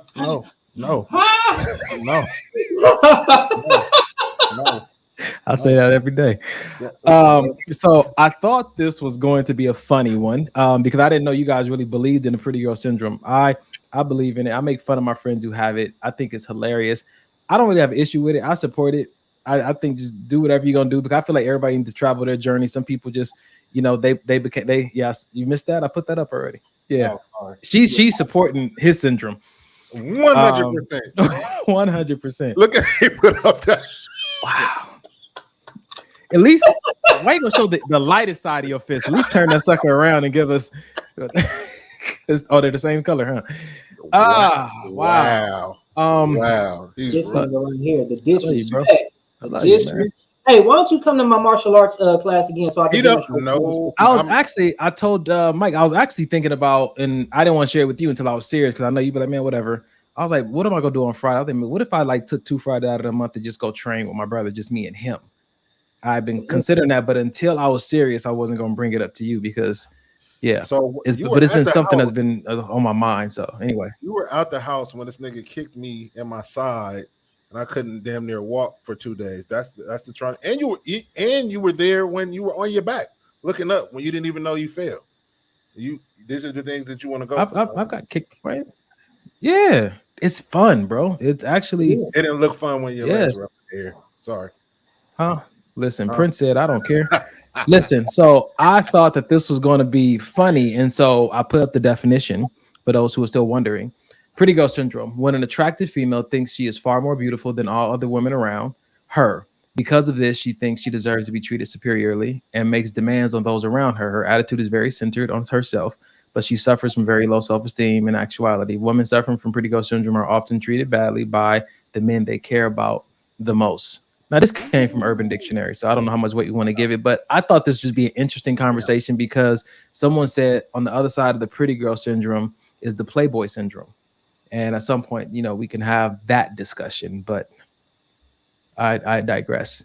That would be a really good conversation piece, maybe on the next show. Well, I'll see if I can find something for it. We don't have to discuss this next video, but one of my friends sent it to me just so I can share it with you guys real quick. It's about 40 seconds. Do you know the difference between a soulmate, twin flame, life partner, or karmic partner? Let's talk about it. Contrary to popular belief, your soulmate is not one person. It is a person whom you share a connection with. They could be romantic or platonic, oftentimes platonic. Which means every person could have multiple soulmates. Calm down, I'm giving some of y'all hope. Your twin flame is not your soulmate, even though people use these terms interchangeably. You're wrong. Your twin flame is somebody who mirrors your actions, and they cycle in and out your life. Their actions reflecting yours help shows you your current state of being. Your life partner is somebody you choose to be with. Y'all don't think alike. And because you don't, you could help each other grow. Your soulmate could also be your life partner, but your life partner doesn't have to be your soulmate. Your karmic partner does to you what you've done to other people. And it's temporary. So the next time you give somebody the googly eyes, ask. So I just wanted to put that video up there just to scare you guys tonight so you have nightmares. No, I you know what? I really like, I like the whole video, but I really like the part where he talks about your life partner and the person that you choose to do life with. You guys don't always have to have everything in common. See, a lot of times I hear people saying, We have to have this in common. We have to do this, and we have to do all these things alike. But if it's a partner, you know what I'm saying? Like, you guys will where you're weak, that person will be strong at. Where you're strong, that person may be weak. It may be an area that both of you guys are strong in, right? But the whole thing of partnership, everybody don't always have to be equally strong in every area for you to be able to choose that person as a life partner. And I feel like a lot of times people say, oh, well, we don't have anything in common. Or, like sometimes people downplay other people. Oh, well, you don't know this. You don't know. Oh, well, you know what I'm saying? And it's almost like kind of make you feel a certain way. It's like, no, that's not one of my strong areas. You know what I'm saying? I'm sorry. You know what I mean? Like, for example, me, I'm not strong in, like software on computers. You know what I'm saying? But building computers, I can build a computer. I can build a lot of things. You know what I'm saying? I'm very good with my hands. And there's been times that I've been like kind of down talked to because I don't know the software aspect on things. But it's like, damn, am I supposed to know everything? You know what I'm saying? Like, do you see the areas that I'm strong in? And I feel like that's important to understand, that not everybody is going to be strong in a certain area, and a life partner is someone that you choose to do life with. And it could be your karma person if you want it. Could be. Yeah. All right. Mike, you got something to add before I put this Mount Clark in BC? That's good stuff, man. And that's really why we do it, right? For in hopes that, and in prayers that, really, because before every show we prayed that, this, if it doesn't minister to anybody, it will at least minister to us. You know what I mean? So when we, like Donovan said earlier, when we see things like that and people giving testimonials and things like that, it definitely encourages us and inspires us to, keep doing what we're doing. You know what I mean? And we know it's not in vain. So we appreciate that, Mount. Man, that's good stuff, man. This has helped me tonight. What up, PB Dub? So Portia came on and said, comparability matters, but over time we change and grow. So even with your most compatible partner in the beginning, life happens. In any relationship you decide to move forward in life will take real work. Friendships, brotherhoods, your parents, your child. She right. Yeah, compatibility matters. I got you, P. All right. So I got one for y'all, man. This is gonna take us through the end of the show. It's a good one. I almost broke up with my husband because I thought he was boring. Turns out he was just healthy and sane. You see, when I was dating my husband, I realized how joyful he was, how active he was, how motivated, career, goal-driven, money saver, never wanted any problems. And every time we became misaligned, he would just want to sit down and talk about it calmly, hear each other out, forgive each other if necessary, and just move on and continue growing. And I misinterpreted this as him not fighting for my love. You see, I grew up in a very chaotic type of love, the novela type, where everybody's slamming doors, yelling at each other, you don't talk to each other for days. And so I thought that was love. I thought that was passion. And what I want to remind you of is to look back at the type of love that you grew up around and ask yourself if you were just addicted to a chaotic, dramatic type of love, and realize that that's not the type of love that you need now in your relationship, that you need now to grow. God doesn't want that for you. You understand? Look at that for a second and ask yourself, how do you want to love? How do you want to be loved? Because I'll tell you one thing, it's not the novela type of love. Yep. This is true. Even whoever you're trying to love, it can be your brother or your sister. You know what I'm saying to you, not just your partner. But if we're gonna stick with the context of this video, I've been in those situations, and at one point, I've been in situations with women who didn't have a healthy model of what love and communication look like. And I remember at one point I vowed that I would never date another girl who didn't come from a good home. And I had to take that vow back, because that's, one, is unfair, and two, it's not going to give me what I thought it was going to give me, because that really doesn't determine anything at the end of the day. It's really what the self-work that person has chosen to do with themselves. But at the same time, I turned that inward and said, what was I exposed to as a child that I might need to reframe or escape from as it pertains to how I want to be loved today and what I think love is? Because if we look at this video, I've had multiple women give me these scenarios or these what they call ultimatums, and I failed. They said I failed because I didn't fight for them. I didn't know that was something I had to fight for. And I was never taught that when you're given that ultimatum, that you just drop everything and make this person feel worthy of your love or worthy to be loved or whatever it is they were looking for. I wasn't raised that way, and I wasn't exposed to that as an option. As I learned it later on in life, I thought it was honestly, I thought it was foolish, and I'm not going to engage in that. I'd rather just have a conversation about what it is you really want to say. But there's been multiple situations that I've been in where what I'm saying, they just moved on and went to another person, and I think it was for the best. But often I think we want to have this conversation because we might be self-sabotaging our own platonic and romantic relationships by not, like she said, not looking at what kind of love do I need as an adult versus just going off of what I've been exposed to my entire life. Upbringing is very, it's something that I really didn't give any attention or pay any mind to until I was in my previous marriage. We had a lot of issues, and I didn't really know where those issues stemmed from until towards the end of our marriage. About her, the way she was brought up, the way she was raised, the way she saw her father do things, the way she saw her mother do things, and you know what I mean. And a lot of that could have been, squashed if there had been a conversation in the beginning. I think it's important to have these conversations. Like, how did you see love displayed when you were a child? How did you grow up seeing love displayed? That's a big conversation. That could be a big eye opener for both parties. But this goes back to, I remember we had a conversation about, people's past. And I told you guys, like, I want to know, your past. I want to know details of that. You guys are kind of telling me like, it's in the past. It shouldn't matter. But I'm an advocate for like, well, even if I'm not going to use it to judge an opinion of your conclusion, just being a part of your life, I just want to know. But sometimes it does help you identify who you're with.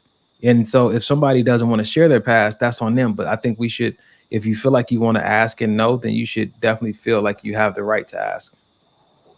Yeah.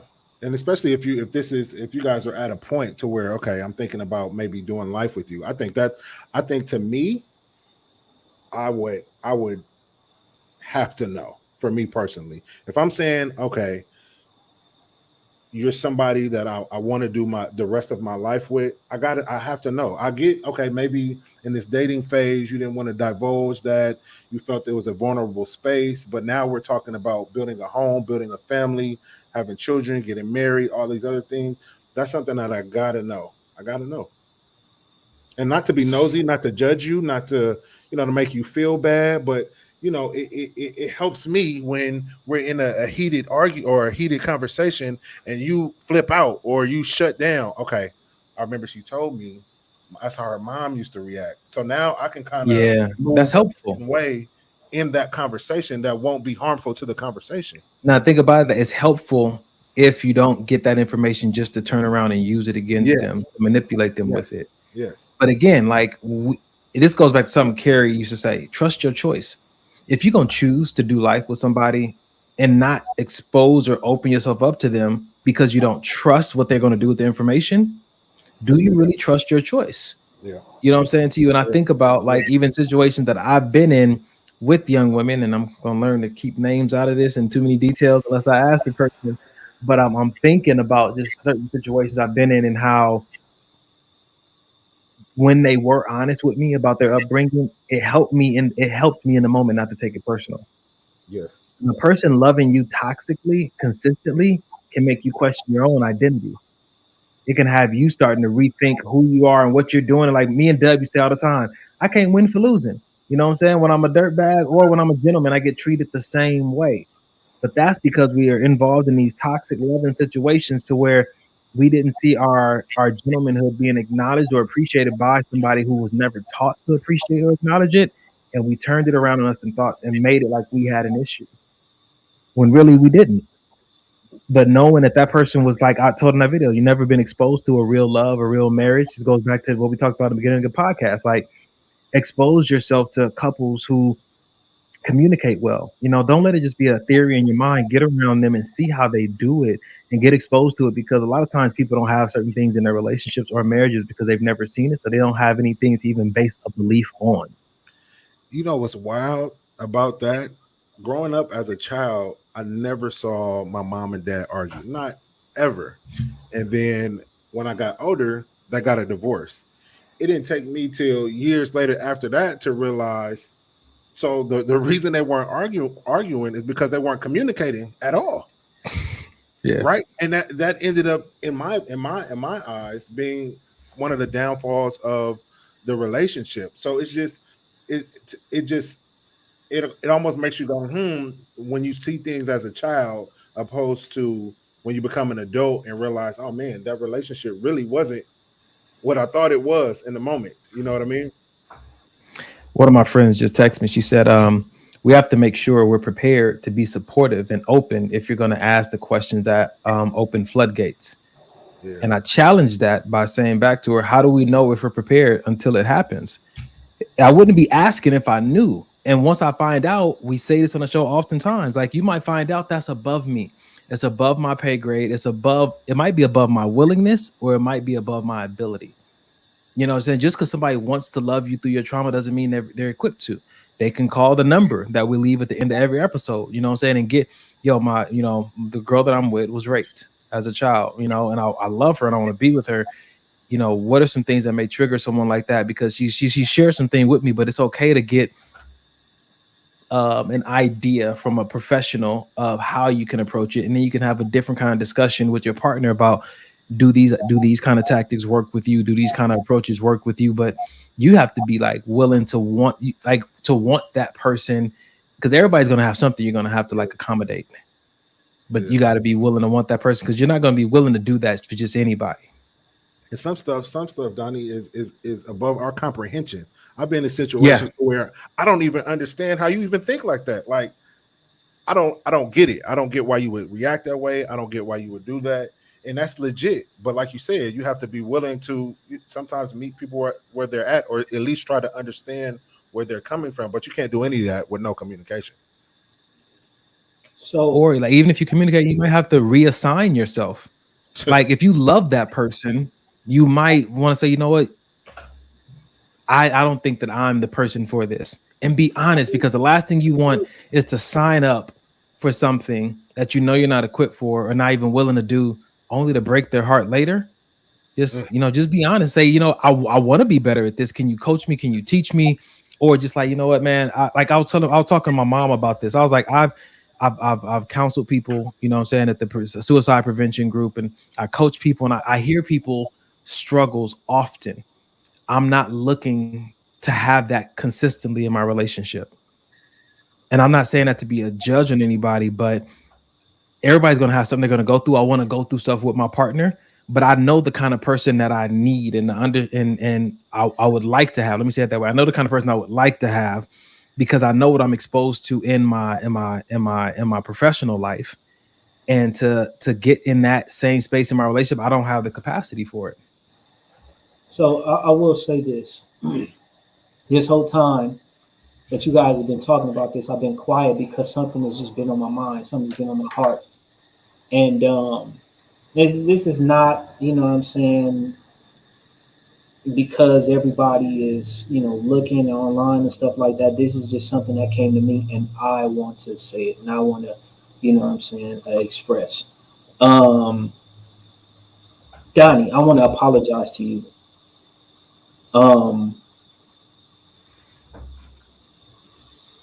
Because of my expectations and my disappointments, I pulled back. And it was one of those things to where it was either thinking of either me protecting myself or just like, oh well, whatever, just not giving a fuck.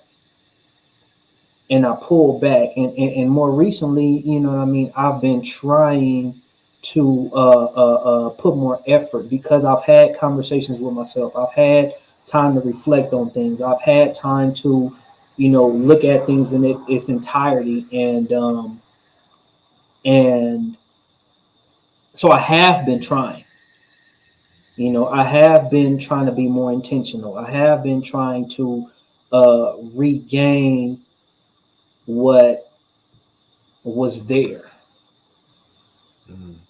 You know, but for me, you know, and I felt pulled back from your end as well.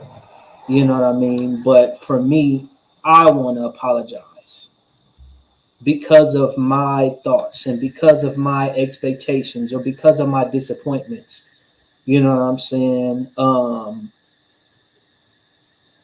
I put myself in a situation to where I said, well, no, well, this hurt me. So I'm going to just pull back. Or I don't feel, you know, love the same. Or I feel like, the connection and the how things was between us because life is going on, because life is happening. Sometimes you have to go your way and circumnavigate through things, and because I have to go my way and circumnavigate through things, and it made me feel, at some point it made me feel like damn, he ain't there for me no more. And I had to understand that it's just life. It's just we go through things and we try to do things the best way we can. And with that being the case, because I felt like, you know what I'm saying, like it wasn't how it was, I got in my own feelings and I was just like, oh well, fuck it. You know what I'm saying? It is what it is. You hear, you not, you not. I don't give a fuck. But I know we better than that. And I just want to say from my end, you know what I'm saying, whether, you know, you pulled away or whatever, I just want to say from my end, I apologize.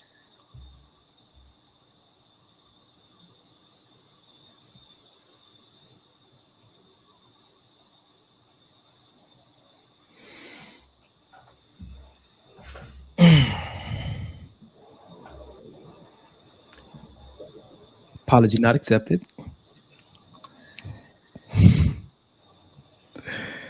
No, I appreciate that. I'll tell you like this, bro. First off, my intention was never to make you feel that way.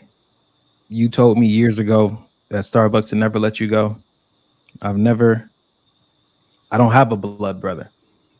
So talk about an experiment. This brotherhood thing has been an experiment ever since 2006. No, it's been a little bit before then. It's been yeah, actually, you're right. Yeah, maybe 3. Yeah, 2000. And I just say thank you for giving me the grace to mess it up often. But I've done my best to honor my commitment, not to let you go. I've just honestly didn't know how to keep a hold of you at certain times, and when I couldn't keep a hold of you the way I was used to, I just kept a hold of you in prayer. Something you may never know, but you never left that area of my life. I've asked God plenty of times on what can I do?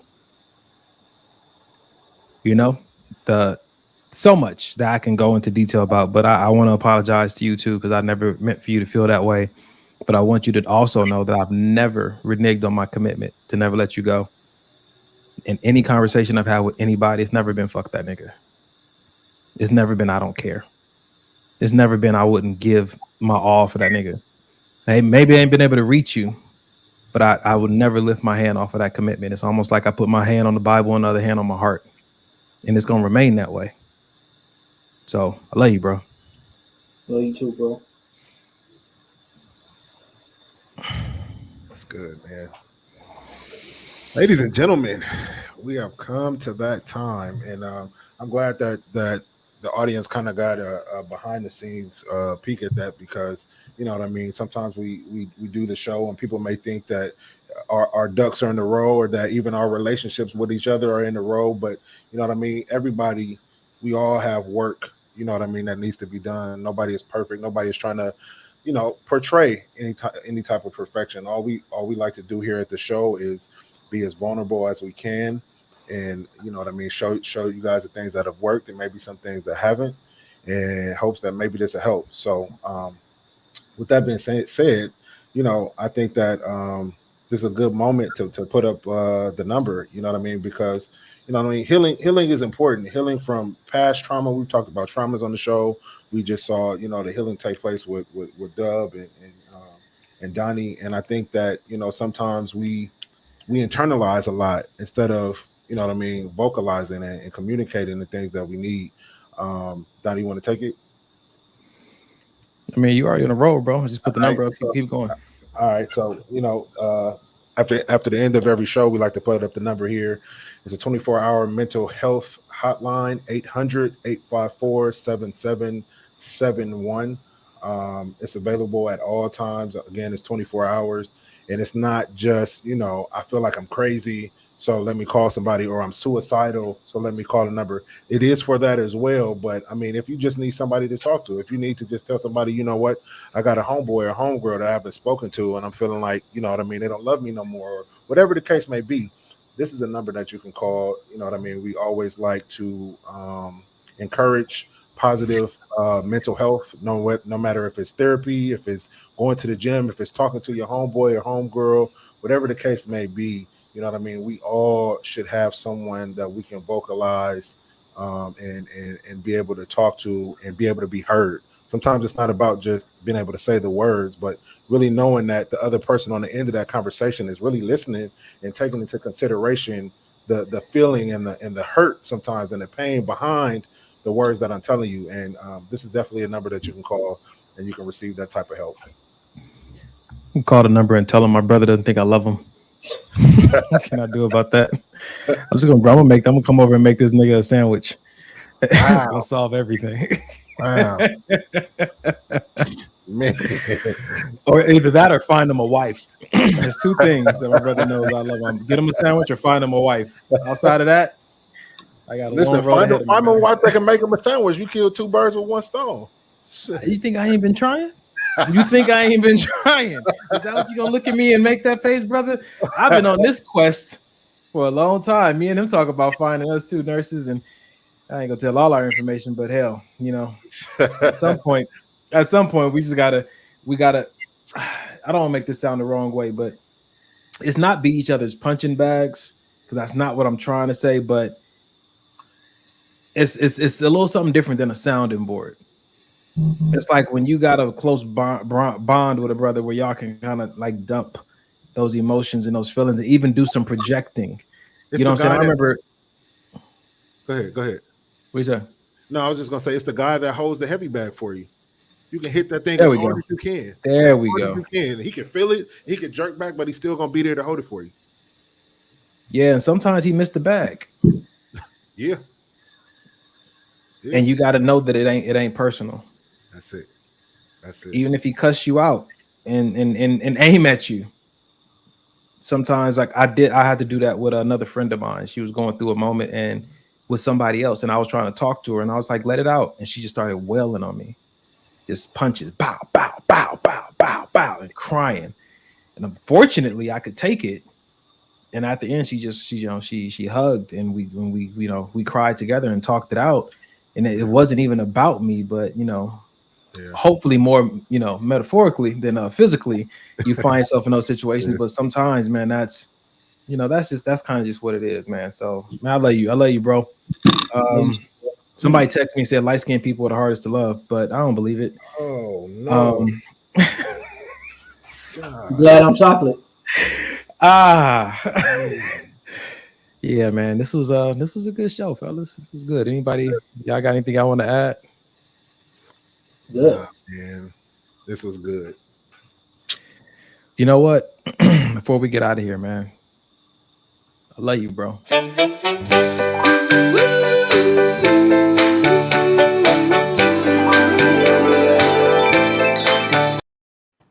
Yes.